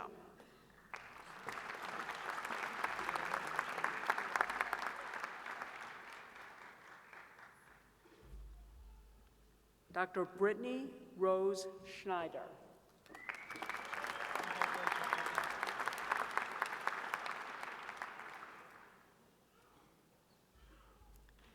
Dr. Bryce Allen Schuler, a graduate of the Medical Scientist Training Program.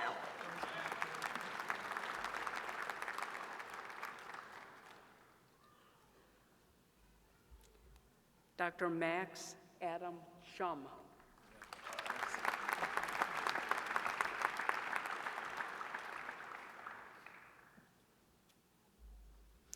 Dr. Tyler Reed Schwartz, with honors in research.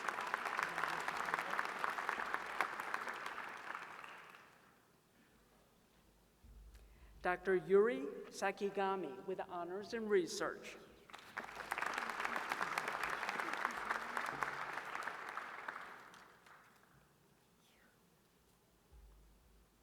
Dr. Sneha Shah.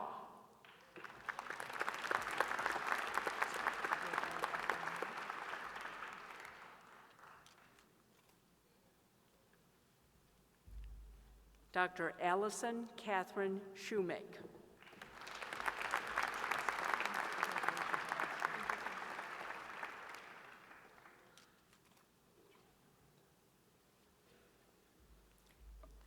Dr. Jillian Faye Sinkoff.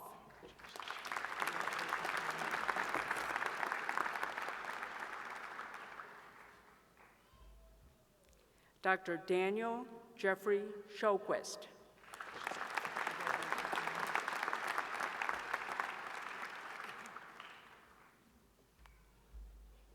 Dr. Benjamin Smith.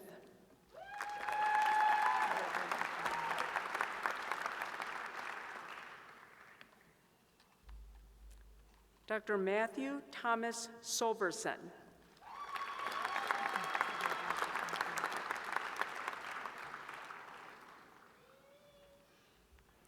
Dr. Daniel Peyton Sturba.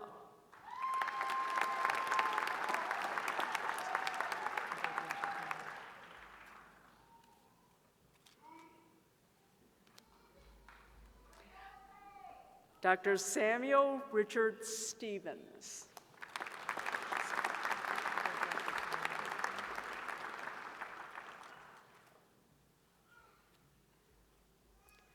Dr. Peter Eugene Thorne.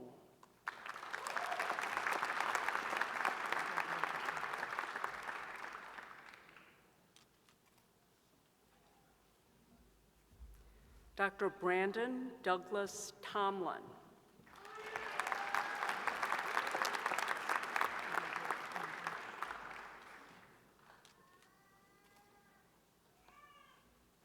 Dr. Lawrence Tsay with honors in research.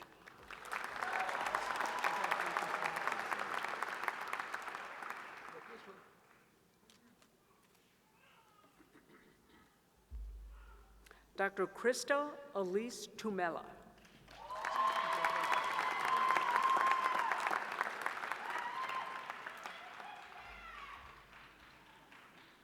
Dr. James Michael Ernest.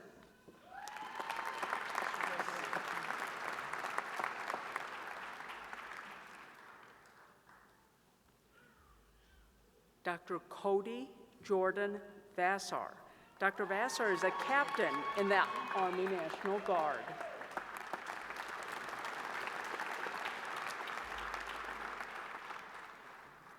Dr. Ashley Elizabeth Verisalt.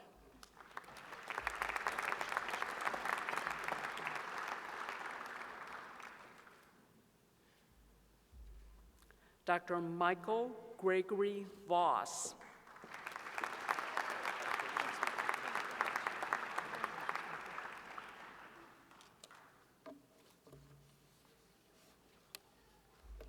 Dr. Heidi Brolik.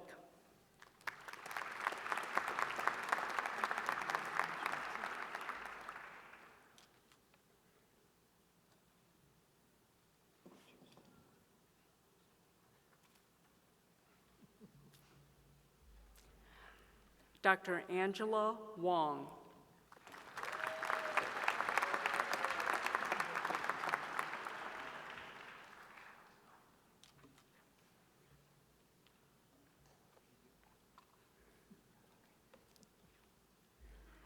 Dr. Lauren Emily Wiesler.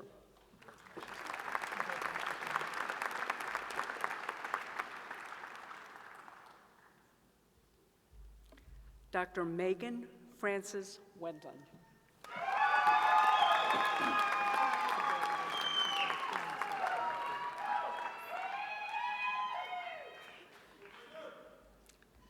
Dr. Kathleen Ann Wilcox.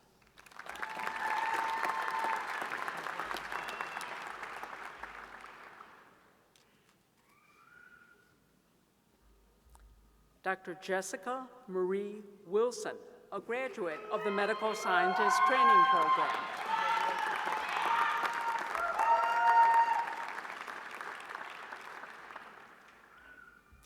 Dr. Kennedy Michael Wirtz.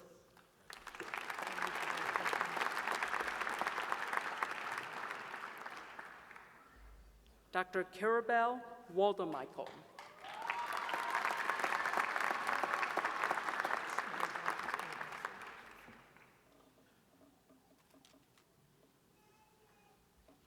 Dr. Marcus Wong.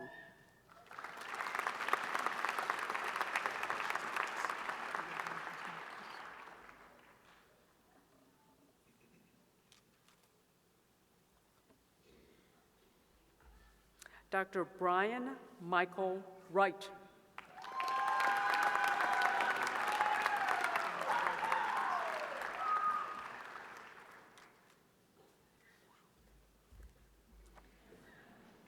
Dr. Ija Wu.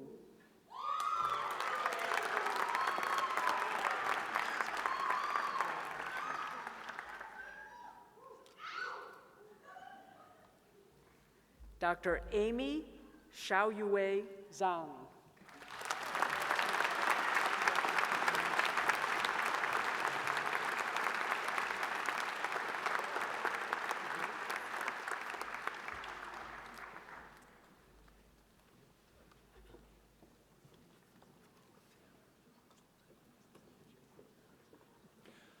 I'm sure that I speak for the minds and hearts of this entire audience when I say to this group of graduates, collectively and individually, that we're very proud of you and your achievements. MCW and its faculty are pleased to have had a part in your preparation, and today we've made public our trust in you. We fully and eagerly anticipate your future successes and accomplishments. With us today, apart from the graduates themselves, is another group which is very much a part of this experience and which deserves special recognition. I'm speaking of the family members, special friends, and MCW faculty and staff who've contributed to the achievement of those who've received their degrees today. And I ask that you please hold your applause for these special groups until I finish introducing them. So as I say your category, please stand. Wives and husbands, significant others, children, grandparents and parents, cousins, and other significant others. Please stand up, look at each other, and give yourselves a round of applause.